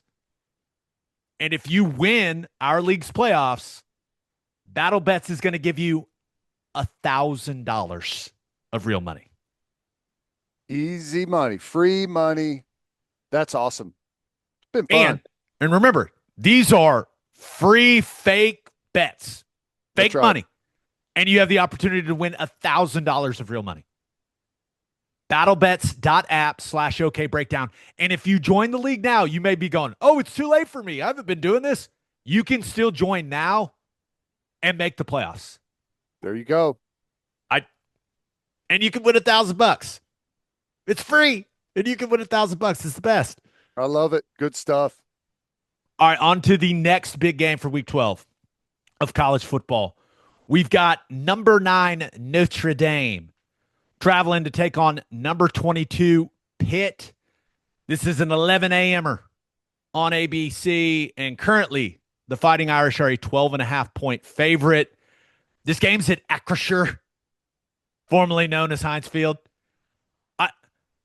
It just feels like so much is on the line for Notre Dame. Apparently not the case for Pitt after what I saw Pat Narduzzi say. What was that, dude? I don't know. Narduzzi's a different cat, but what was that? He was like, yeah, we can get beat 110-10. I don't care as long as we win the next two. Just an all-time quote. Do you think his players heard that? They're like, wait, what did coach just say? Here's what I'm banking on. I'm banking on what the coach says to the media is not what he says to his football team. No. But still, he's taking it to a totally different level with that quote. That was interesting to say the least. Here's the quote. I wrote it down. He was asked if it's a must-win for Pitt. Absolutely not. It is not an ACC game. I'd gladly get beat 103 or 110-10 in that game. They could put up 100 up on us as long as we win the next two after that. Okay. It's certainly a way to look at it. How good do you think ESPN felt about putting game day there after that quote? Probably not great, but Narduzzi's a different guy, and there's zero doubt in my mind that Pat Narduzzi wants to beat Notre Dame. No doubt. There's no doubt. Is this like him playing some 4D chess to try to get Notre Dame to relax or something? Like, I was trying to figure out any reason why he would say this, other than he's a strange cat. I think it's probably more than 4D chess. It's him shooting from the hip at the podium a little bit and just trying to point out in emphatic fashion that, yes, it's a big game, but if we don't win, it doesn't mean the season's over. Like, I agree that it's not a must win, but you can get that point across differently than he did. No doubt about it. Now, in this, Notre Dame's used to this. Everyone is going to be cheering against Notre Dame. Yep. Because if Notre Dame takes another loss, that gives several teams in the Power Four hope that they can backdoor their way into the playoff. Now, Pitt they are 5-0, and they have been much better offensively since they inserted Mason Heichel in at quarterback. But those offensive performances, those wins, were against Boston College, Florida State, Syracuse, NC State, and Stanford. They have not played a team anywhere close to the caliber of this Notre Dame team. So this is going to be a huge test for Pitt's freshman quarterback. And I won't lie, I'm a little worried about how it's going to go for him. Yeah, I agree. I'm also I don't know if Pitt can stop the run with Notre Dame, and as good as Love has been. So that's interesting because statistically speaking, Pitt has an argument that they are the best run defense in college football. They're number 3 in rushing defense success rate. They're number 2 in opponent yards per rush without factoring in sacks. Like, they've been excellent against the run. But you also see their schedule, Right. So, like, yeah, that this is going to be a completely different test for that defense. Yep. No, it is. Notre Dame roster-wise, a pretty large advantage, but that doesn't always mean everything, I still do have questions about Notre Dame. I mean, they have the nice win over Southern Cal, but, they lost to A&M, they lost to Miami, and they lost to A&M before A&M is what they are today. The A&M that beat them on the road is not nearly as polished and as good across the board as the A&M that we're seeing play right now today. I think the same can be said about this Notre Dame team, especially correct. offensively with That's CJ right. Carr. So That's right where I was going. People improve. They're not stagnant. They're not what they are the first two games. All that being said, sign me up for Pitt, because like the single biggest factor for us making the playoff as a 9-3 football team is Notre Dame, right? I think because Notre Dame is they're the team that can easily the easiest way to clear up a guaranteed playoff spot is Notre Dame losing another game. They shouldn't be ranked where they are currently. I think everyone almost across the board unanimously agrees with that. But they take one more loss, they just don't have the resume. I have, to my knowledge, I've never cheered for Pitt in my life. That changes Saturday. Let's go Panthers. I think I've gone for Pitt like in some of those West Virginia matchups. There you go. Little backyard brawl action. Yeah, but I'm with you. Like never was something actually on the line like it is right now. I would feel better if Pitt had some like big time home field advantage, but I think there's going to be a lot of Notre Dame fans in the Steelers Stadium for this one. I'd also feel better if when asked that question, Narduzzi would have like given me something to grab a hold of, that it's not a must win, but our reputation's on the line. Give me something other than I don't care if we lose by 100. Anything other than that, I would have felt better. This is going to make no sense at all. Because of that quote and how ridiculous it was, give me Pitt plus 12.5. Okay. I'm with you. I like that. That's Notre Dame keeps it. Notre Dame wins the game, but Pitt makes it interesting just because that'd be hilarious after that quote.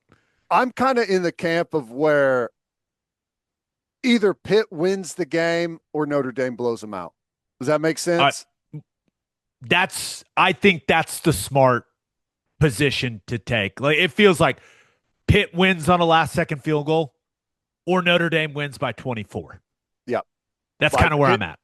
Pitt's in it. Maybe they get an early lead. The pressure mounts on Notre Dame. Like it's a must win for Notre Dame, right? And whenever you're in those situations, guys can get tight. Guys can panic a little bit if you're down, and Pitt finds a way to win it. But if Notre Dame comes out hot, gets an early lead, I think they smoke them. Let's not forget, Marcus Freeman has lost some serious head scratchers in his day as the head coach there. That's true. Northern Illinois last year, right? Is that who that was? Typically early in the season, and they've been able to recover from some of those. But would I be shocked if they went on the road at Pitt and didn't play well and got beat? I don't think I'd be shocked, but I do think Notre Dame's a much better football team than Pitt.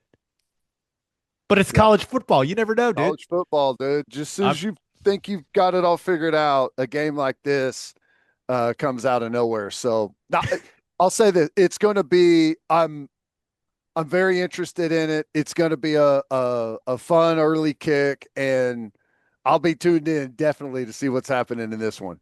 I'll be wearing. I don't know if I have any blue and gold in my closet, but I'm going to find some. That's right. I guess Notre Dame's kind of blue and gold too. You know what I mean? Yellow, yeah, it's got to be more yellow. Yeah, more yellow. Right. I think is how you show your allegiance to Pitt. Yeah, I'm not going to do that. I don't know why I said that. But mentally, go Pitt. Go Pitt. I'm sorry to all my Notre Dame friends, but go Pitt. All right, I'm gonna let you pick the last game we're gonna preview.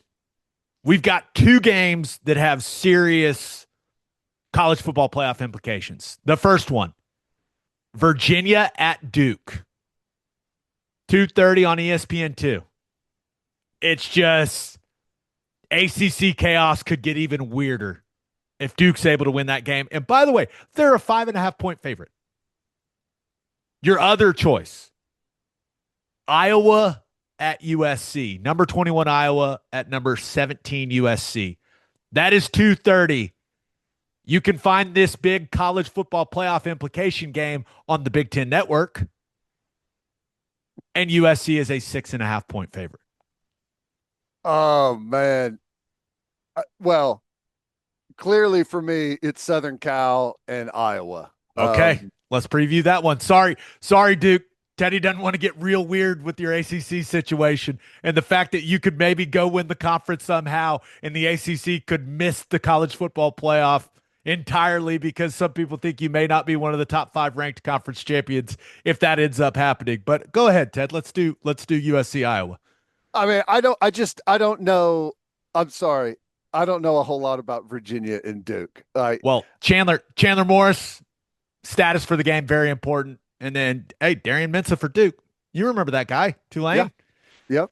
Good player. No, but yeah, I'm with you. I think Iowa and USC is more interesting because you talk about a clash of styles, man. Let's go. I know it. And I like Iowa. I like watching Iowa. I like the way they play. And 6.5 is the easiest take of all time. That is way too big of a line against Iowa. They're going to muddy this thing up. And if they get that run game going, and, it's a head scratch. The Michigan USC game is a head scratcher, right? Because everything tells you Michigan's going to be able to go out there, run the football all over USC and win that game. And they couldn't. It was a head scratcher. Iowa, I think, is better, more efficient. Exactly what you're going to get. I think Iowa goes out there and gets the win, but USC is dangerous on offense. If they can get over the top on you, create some big plays, I feel like this is the style of game that Lincoln Riley and his offenses often get really frustrated with. Like, they need space. They need the confidence to let things go and momentum moving the football. And I think that's going to be really hard to do against Iowa. I would love nothing more than for Kamari Moulton to run for 250 yards against that USC defense and just carve them up. But USC has actually been running the ball really, really well lately with King Miller. And let's be real. Last week, Oregon got after Iowa on the ground. Well, they run for 261 or something like that. It's hard for my brain to accept, but I think USC is going to be able to run the football in Iowa, and I just don't think Iowa will be able to match the explosiveness of USC offensively because last week, Iowa's CFP hopes, they die against Oregon last week. And it was because Oregon was able to run the ball. They weren't really able to throw it all over the yard against them. I know that Moore on that last drive had some incredible throws. I get that, but Oregon didn't have its weapons in that game. USC's got Mekhi Lemon and Jacoby Lane. Yeah. I don't think Iowa, unfortunately, is going to be able to match the explosiveness of USC offensively. As much as I would love to see Iowa run outside zone 30 times and destroy USC's college football playoff hopes, I think it's a tough spot for the Hawkeyes after the heartbreak of a week ago. I like USC in this one, man. Maya's playing some good ball, too. Yeah. I think they have a big, big advantage in the passing game at quarterback and wide receiver. I think USC is going to be able to stay pretty balanced offensively, and the explosive plays are going to be the difference. That's fair. Yeah, that to me is the big worry, is the explosive play. Whether or not everything's hard for Iowa, dude. I know. They have I to know. work really, really hard for everything they get offensively.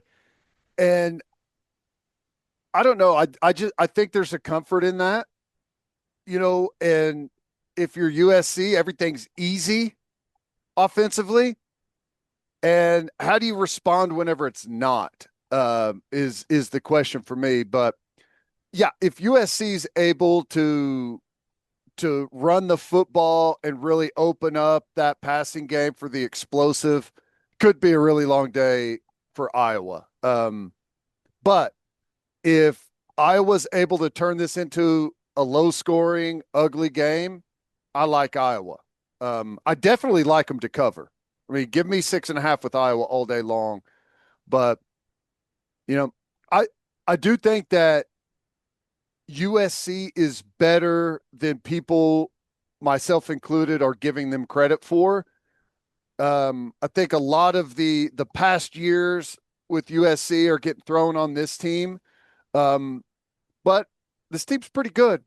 They've done pretty well. They've got a couple of nice wins. They've dropped some games that you feel like the Illinois game is a head scratcher to me. But again, that's a long time ago, and teams get better. And I feel like that running game with King Miller that they found has really taken them to the next level. If that continues, USC could roll in this one. But my inner fan is taking over on this one. Give me Iowa. So, just for the Sooner Nation rooting guide's sake, we're cheering for Georgia because we need Texas to go 8-4, right? Correct. That would be best for OU's college football playoff hopes. Yep. Get the Longhorns out of there. Out. We are definitely cheering for Pitt. Without a doubt. Despite Narduzzi's comments, go Pitt.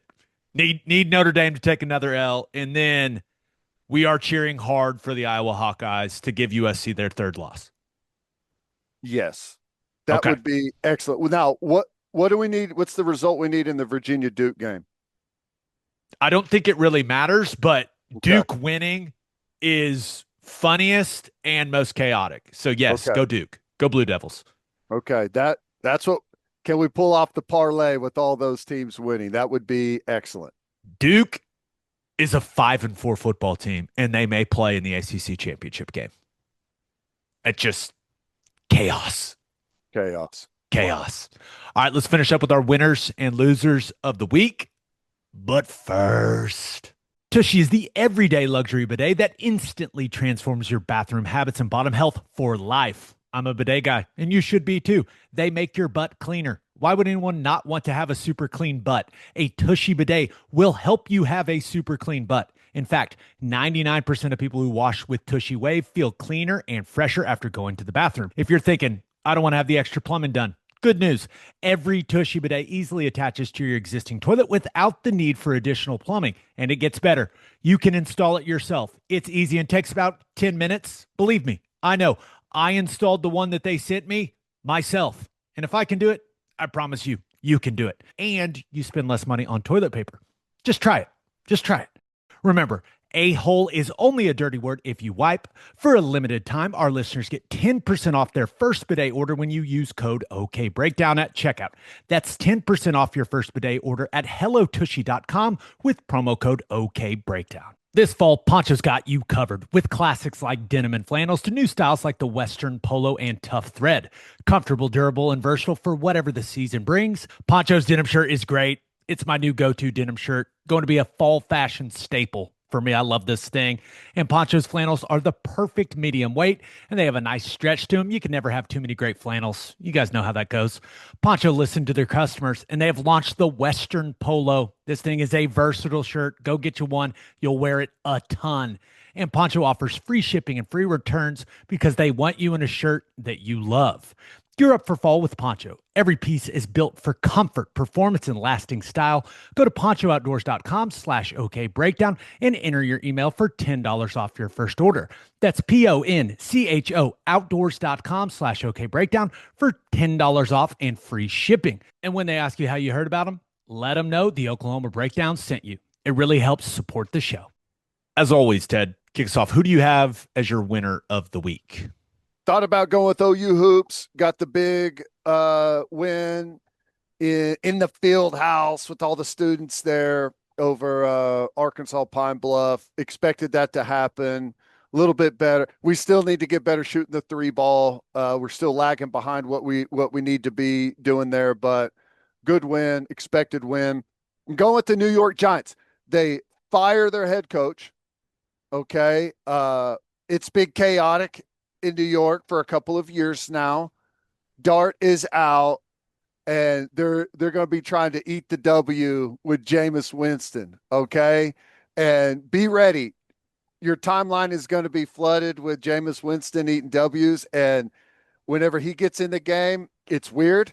He's a weird guy, but it's always a lot of fun. That's the main thing. And I feel for the Giants fans right now. Like, Dart just doesn't understand he has to protect himself in this league. I saw someone called him Blue Tint Dart, which is just, that's not the nickname you want to have as a quarterback. That, I think it was Rosillo, I think is who called him that. It gave me a good chuckle. But Scatteroo dislocates the ankle. Like, that guy, it seemed like had taken New York Giants fans, like he was their guy.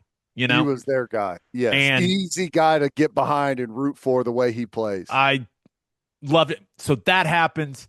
You've got Dart just taking so many hits. Like, he doesn't understand that his career is going to be very short if he keeps playing the way that he's playing. There are no old running quarterbacks in the NFL. That quote is timeless. They fired Dayball, but a glimmer of hope.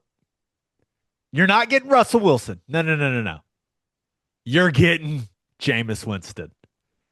And you may not win the games. You may not win many games the rest of the season. We'll see what happens with Dart. But if you have Jameis Winston on the field, it is going to be entertaining. That is guaranteed. Now, it could be entertaining in the best way and entertaining in the worst way, but it's going to be entertaining, brother. And I can't wait, because for me, the National Football League is more fun when Jameis Winston is playing quarterback on Sundays. Let's go. I'm psyched. Well, and the answer is it's going to be weird, both in a good way, in a bad way, in this football game. I can guarantee there is going to be the craziest play with him bobbling the snap in the backfield, picking it up, scrambling around, going backwards 15 yards, and then threading the needle down the field to someone. He can still make some plays, man. He can make some high-level throws. I don't know how the Giants fans feel about this, but all of a sudden there's all this talk about, man, Belichick would love that job. He would love that job. And, you've got one of the greatest coaches in NFL history, and the Giants fans are like, no, we do not want Belichick. Please, God, no. It's going to be really interesting to see who they hire, but there's going to be a moment, because they have the Packers on Sunday. Now, it's at MetLife, but there's going to be a moment where Micah Parsons, like, something funny is going to happen between Micah Parsons and Jameis Winston. I just don't know exactly what it's going to be. I 100% agree. There's going to be something funny in the tunnel before they take the field. There's going to be something funny out there on the field, some exchange, and there's going to be something funny on the sideline. I need live, like real-time live footage of Jameis Winston's pregame speech, like I need air. I want it. I need it. They need like an alternate broadcast that is just the mic'd up Jameis Winston out there as he's playing. If you said you can have the mic'd up feed like side by side with Jameis Winston for the entire game, it's $9.99. Yeah, easiest purchase ever. Easiest $10 I would have ever spent. By the way, has YouTube TV, has that whole thing been solved? I don't think so. I don't have it, so I don't know. Like, I feel for all the YouTube TV people out there. But I've also got the ESPN stuff. unfortunately, I spend somewhere around like $7,000 or $8,000 probably, because if there is a channel that you can pay for, we have it at our house. Well, Hey, buddy, we got still them. have cable. We unplugged, baby. We got them. Meanwhile, we're paying 10 times what we ever paid with cable. Okay, so suckers. Classic. You know, it would be great if they just like bundled it all together in one spot. Like cable, where Yeah. your remote works and you can see what you're watching, and I don't have to go through 15 steps to get to what I want to see. Yeah, that would be amazing. You want to see me like instantly like turn into a wrecking ball in my house? Bring a password prompt up on my screen, buddy. That's it. That's how you get me going. But I have, in my old age, I've gotten better. Honey, and I just hand over the remote, okay? And I take a walk. That's self-awareness right there. That's growth, right. Ted. Growth. That's right. And it didn't take therapy. It just took a bunch of broken TVs, smashed remotes, and 20 years to get here. It took the hard route. Hey, life's a journey, man. And that was your journey. That's right. Embrace it. All right, who do you have as your loser of the week? I got to go with the NBA All-Star game. Now, I'm not a big All-Star game watcher. I'm more into like the dunk contest and the three-point shooting contest and stuff. That's kind of what I enjoy. But the new All-Star game for the NBA is, and they've been saying like, we've got to change it up. We've got to figure out, something new. The viewership's dipping, all that stuff. Well, this isn't it. Okay. What they're doing is not it. It's hard to even explain what this is. There's 3 teams. There's round robin. There's like like you have to meet a quota of international players, right? And then if they don't meet the quota, the league commissioner is going to insert guys into the lineups. Like it's 4 12-minute quarters, but it's round robin format. It's the craziest thing ever. I don't know what makes them think that this is going to get people to lock in and watch. So there's going to be 3 8-player teams. 2 of them are going to be U.S. teams. One's going to be an international team. Each team is going to play each other a quarter against each. And then the fourth quarter is going to be the 2 teams that have the best record. If each team goes 1-1, the 2 teams that play in the fourth quarter will be determined by point differential. Yeah, that's what don't you understand, man? This isn't hard. Oh, and you mentioned it. Someone was like, clearly was like, what happens if we don't have 8 international players? I guess Adam Silver just gets to add people to the teams if he wants. Like, dude, this is entirely too complicated. It's crazy. And it's positionless now. So it's, which I think I kind of like fine. that. That's fine. It's what I laugh at is like, I can imagine the boardroom pitch up on the grease board. Like, here's how we should do it. And going through all of that and everyone being like, yeah, okay, I get it. Yes, this is going to be good. I think it is without a doubt an absolute disaster, and they're setting themselves up to be ridiculed no matter what the result is on the court. Thunder will have 2 players in it, though. Well, right? Depending on what the commissioner does, like, who knows how many we have. That's true.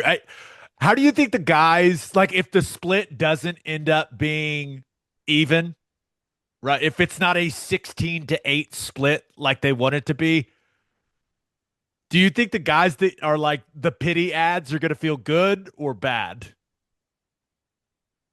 Like, because you're technically an NBA All-Star, but everyone knows you're like the late ad. Yeah. the way the contracts are set up, I think they probably won't care if they've got that all-star escalator. If I don't know, I know all NBA is huge for those max contracts and the escalators and all that stuff. I'm not sure making the all-star game, like how significant that could be to some guys. I assume it's in there somewhere in these contracts, but I think all NBA is the really big deal for these guys. Well, here's the thing. In the moment, you'll be a pity ad, okay? But next year, or however long down the road you want to go, it's going to say you were an all-star, and that's always going to be there, and no one's going to remember it, right? That's a great point. And this is all connected to NBC having the all-star game, and they're trying to like weave it into the Winter Olympics. Every time it's going to be what, like a 5:00 tip instead of your typical primetime late? You want to know the best part about the all-star game? Ted, if I ask you right now, the one franchise that's like in the hottest water with the NBA currently, what would your answer be? Well, the one franchise that's in the hottest water with the NBA. Big preseason controversy with them possibly using a vehicle to go over the salary cap with one of their star players. I don't know. Kawhi Leonard and the Clippers. Okay. Do you remember that whole aspiration thing? Pablo Torre. That's right. Yes. Guess where the All-Star game nursery? Is that what that was? Yeah. Guess where the All-Star game is? The Intuit Dome, home of the LA Clippers. Just a little cherry on top of everything that's going on with this event. Yeah. Well, the only way I watch probably is if I'm watching the Olympics and it comes on, because I'm a big Olympic guy. Love the Winter Olympics. Love the Summer Olympics. That's big in my household. So they may hook me in with that until they get to the beginning of the game and where they're trying to explain what's going on. And then I'll probably switch it back over to, the cross country combined or something. I'll watch because Shea and most likely Chet are going to be in it, and I support my guys. That's what I do. It's probably like, I think it will probably work out really good and be competitive, but it's still like the bar of entry for the average fan is going to be incredibly high. Like, what are we doing? Seems a little confusing. All right, for my winner of the week, thought about going with the Oklahoma City Thunder. Just love it when we beat the Warriors, dude. It still feels, I know that was so long ago, but it still feels so good when we beat them. I love it. 11-1. Got the Lakers tonight. By the way, Chet didn't miss a shot against the Warriors. That was kind of cool. All right. A perfect night shooting the ball. Excellent. Draymond Green got teed up right in front of me. Oh, it's like injecting a drug into my veins, watching that guy crash out and get teed up. Oh, it's so good. Starters didn't even have to play the fourth quarter. It was awesome. But got Luka in the Lakers tonight, and with the Nico Harrison news, could Luka even take it to another level now? He's playing some really good ball for them. That guy's got to feel very vindicated today. Yeah. Well, the Nico Harrison thing's interesting to me because, yeah, he's out and it makes a lot of sense, but also it's like, there's no way that was like a standalone move, right? That had to come from well above him. Well, the owner has since admitted like, oh, that was a big mistake. You think? Dude, PJ Washington the other night had a chance to make 3 free throws to tie the game. He missed the second one. And during the third one, their home crowd was cheering Fire Nico. Yeah. With their guy at the line. It was a toxic situation. I'm happy for Mavs fans. The healing process can begin. Good for you guys. Guys. But my winner of the week, Ole Miss.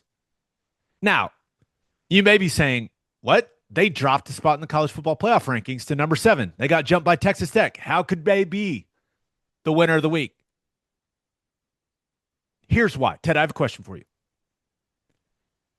Do you think LSU trying to weasel their way out of Brian Kelly's buyout makes the LSU job more attractive to Lane Kiffin? No. No, I do not. Neither do I. Which is why Ole Miss is my winner of the week, because there's all these big job openings, correct? Yep. Everyone agrees that LSU is at the top of the list. Everyone. And then they go and pull this. I don't think Lane Kiffin's going to take the LSU job because he doesn't want to deal with this. Ole Miss lets him do whatever he wants. Whatever he wants. Meanwhile, LSU is trying to get out of paying Brian Kelly the money that he's contractually owed. And the way that they're doing it's like they said, hey, we actually didn't fire you, and now we're firing you with cause. Listen, man, I get the guy didn't win games at the level you wanted to win. I get the guy is very unlikable. But the contract's the contract. Don't try to pull this stuff, man. Like this, I think this is incredibly unprofessional from LSU, and frankly makes that job less attractive. I love that Brian Kelly is like asking Louisiana State Court to say, no, they did fire me, right? Like this thing feels ridiculous, man. Yeah, and I don't know, like it's the moral clause, right, for what they're trying to fire him with cause for. And, here's the thing. Okay, what is it? When did you know it? And why didn't you fire him whenever you knew it, right? If they would have beat Texas A&M, would you have been okay with whatever the moral clause factor is? I don't know, but there's no doubt. And I continue to say that I still think that Ole Miss is the perfect job for Kiffin because just like you said, they let him do whatever he wants. And it just doesn't have the pressure that Florida or LSU is going to have. Like everyone loves Lane Kiffin and all the social media stuff and speaking freely and saying whatever he's going to at the podium. But that stuff's not going to fly at an LSU or a Florida if you've got 2 or 3 losses, man. It's low pressure. That's what he wants, the way he operates, dude. I still imagine that he's probably going to go somewhere, but probably going to be a mistake. He's got everything he wants at Ole Miss. I just don't think it's going to be LSU after this. Yep. And this is why it feels gross to me for LSU. According to The Athletic, LSU offered Kelly like a $25 million lump sum buyout with no offset. He said no. Then they offered him 30. Him and his representation said no. And now it's no. We didn't fire you. We're going to fire you with cause. What are we doing, guys? Right. Like that feels very shady to me, Mm-hmm. And we've seen some stuff like this in the past. Like I think about, do you remember David Beatty at Kansas? Yeah. They did that whole thing, and it was over like $3 million, and Kansas ended up paying him 2.6, and they had to pay way more than what they would have had to pay because of all the legal fees, So it's just Northwestern. Remember Pat Fitzgerald?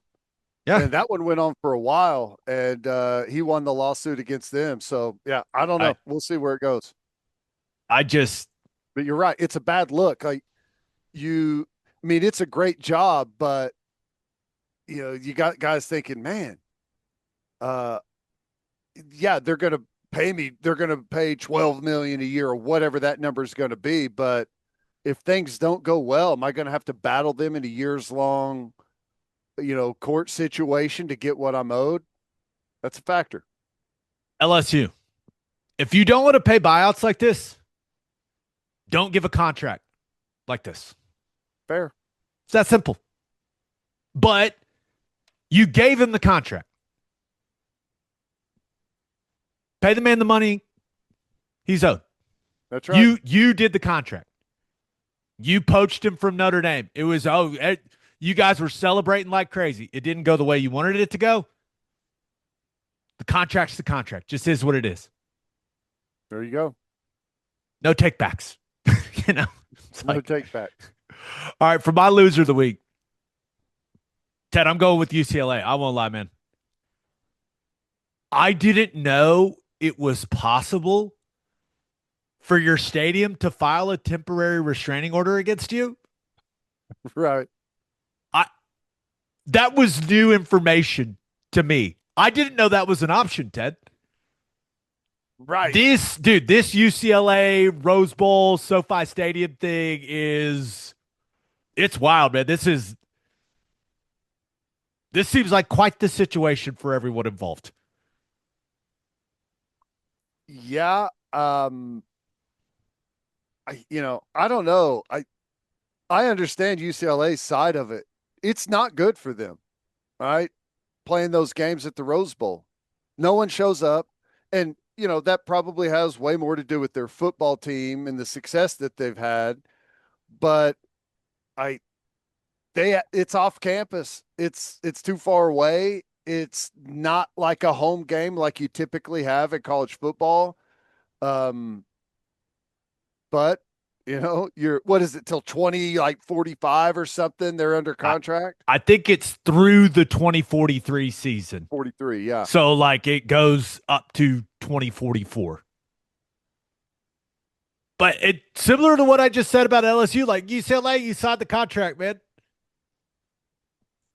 That's where I assume this whole thing's going to end up getting settled at some point, but it feels like the Rose Bowl found out that UCLA was meeting with the SoFi Stadium people behind their back. And they're like, oh, heck no. No. You guys are honoring this lease because the city of Pasadena and the Rose Bowl operating company basically said, no, you guys are playing your games here because their lease agreement says that they can't play home games anywhere else in that area. I guess that's part of it. And from what I understand, UCLA doesn't actually pay rent at the Rose Bowl. Pasadena just receives a share of ticket and concession revenue. And because of the agreement that's in place, Pasadena has taken out a bunch of debt to fund the Rose Bowl, knowing that UCLA is going to be playing their games there. It's a roughly, I think it's a $200 million upgrades. They put more than $200 million of upgrades into it since 2010. And it's all designed around knowing they've got UCLA playing home football games there. And UCLA is just like, no, we're good. We're gone. But you signed a contract that says you're good. You're not gone. So I don't know. This thing feels like it's going to get a little ugly. Yeah. I don't know. Part of me is like, maybe it'd be smart for the Rose Bowl to negotiate out of this thing. How much do you think they're getting out of the ticket and concession? There's nobody that goes to UCLA games. Nobody. I saw the figure that they were saying was that UCLA has averaged 34,000 fans this season at their home games. There's no way that's true. No way. I mean, when we went out there, was that 2019 we went out there? I think that was 18 with Kyler, 18? right? Was it Kyler? Is that right? 18 or 19. There was no one at that football game. I said it on the radio broadcast. It was the most underwhelming experience I've ever had in my sporting lifetime because it was coming off. it was like, oh, the iconic Rose Bowl. I was like, this stinks. This is awful. And that's the thing with SoFi Stadium. It's got all the new bells and whistles, right? UCLA's looking at, hey, sponsorship opportunities, way better, premium seating with the suites and all the luxury seating. Like, yeah, there's no doubt. It's also, I want to say I read it's like 12 miles closer to UCLA's campus than the Rose Bowl is. And the Rose Bowl's not easy to get to. Now, whenever you got 20,000 people showing up, it's a different story than, 100,000 for the big Rose Bowl game when it's packed out, but it is not in an easy area to get to. I've got a question for you, Ted. UCLA, their athletic department last year was at a $51.8 million deficit. Is getting into a giant legal battle good for your athletic department budget? Typically, no. The only thing I could say is unless SoFi is going to pay a big chunk of that to get you to play your games there, if they see it as that big of a opportunity for them. But I don't know. Typically, you are correct. No. But here's the thing, man. That's why you don't sign a 35-year lease or whatever it is, knowing that, hey, the landscape of this sport has a possibility of changing and changing dramatically. Let's maybe go a little closer on the year and the terms on this thing to see what it looks like.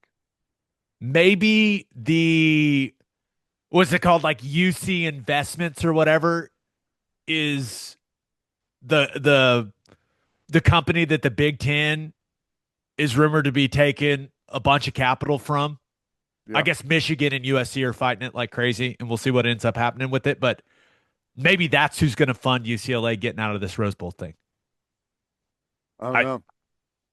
But it ain't good either way. It's like,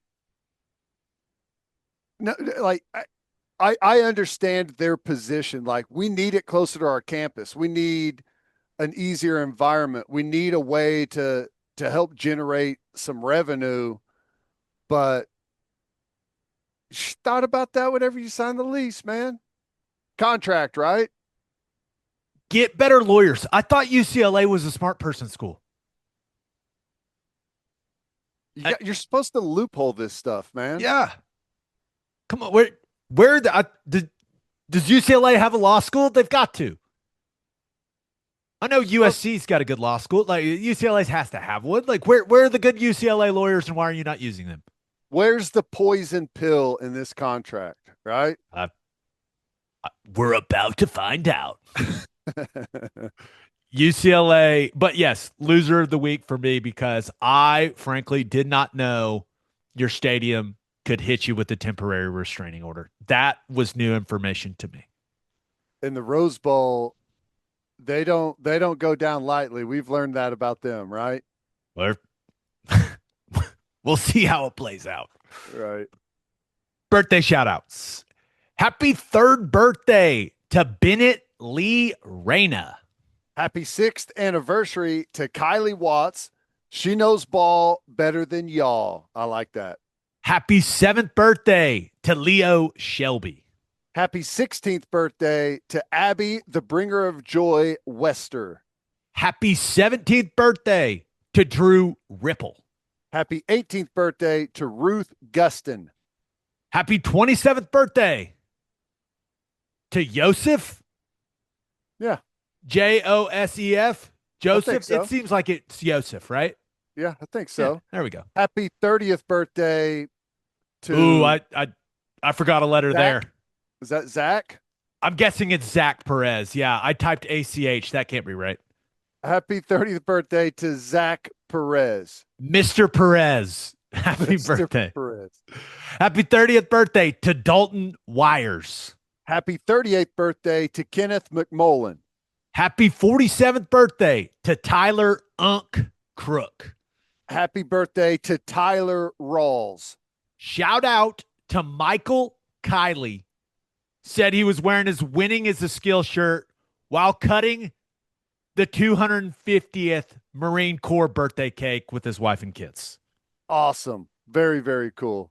And yes, best of luck in the playoffs to the Fort Gibson Tigers. Are we about to go beat the Ada Cougars? I think that's who our first round matchup is. Let's get it done. Come on, boys. Let's go Fort Gibson. I am cheering for you. This is simply, just because of you, Ted. Let's go Fort Gibson. The powerhouse Tigers. Let's get it done, boys. On that note, episode 580 in the books. We'll have a new podcast that'll drop on Sunday. Hopefully we're in a good mood. Let's go. I'm so excited for this trip. It's going to be awesome. Just a reminder, please subscribe to the podcast wherever you listen to podcasts, and please subscribe to our YouTube channel. Also, go check out our website, okbreakdown.com, for all of our stuff in one spot. Until next time, we appreciate y'all for listening, and do what you always do, Oklahoma. Take care of each other.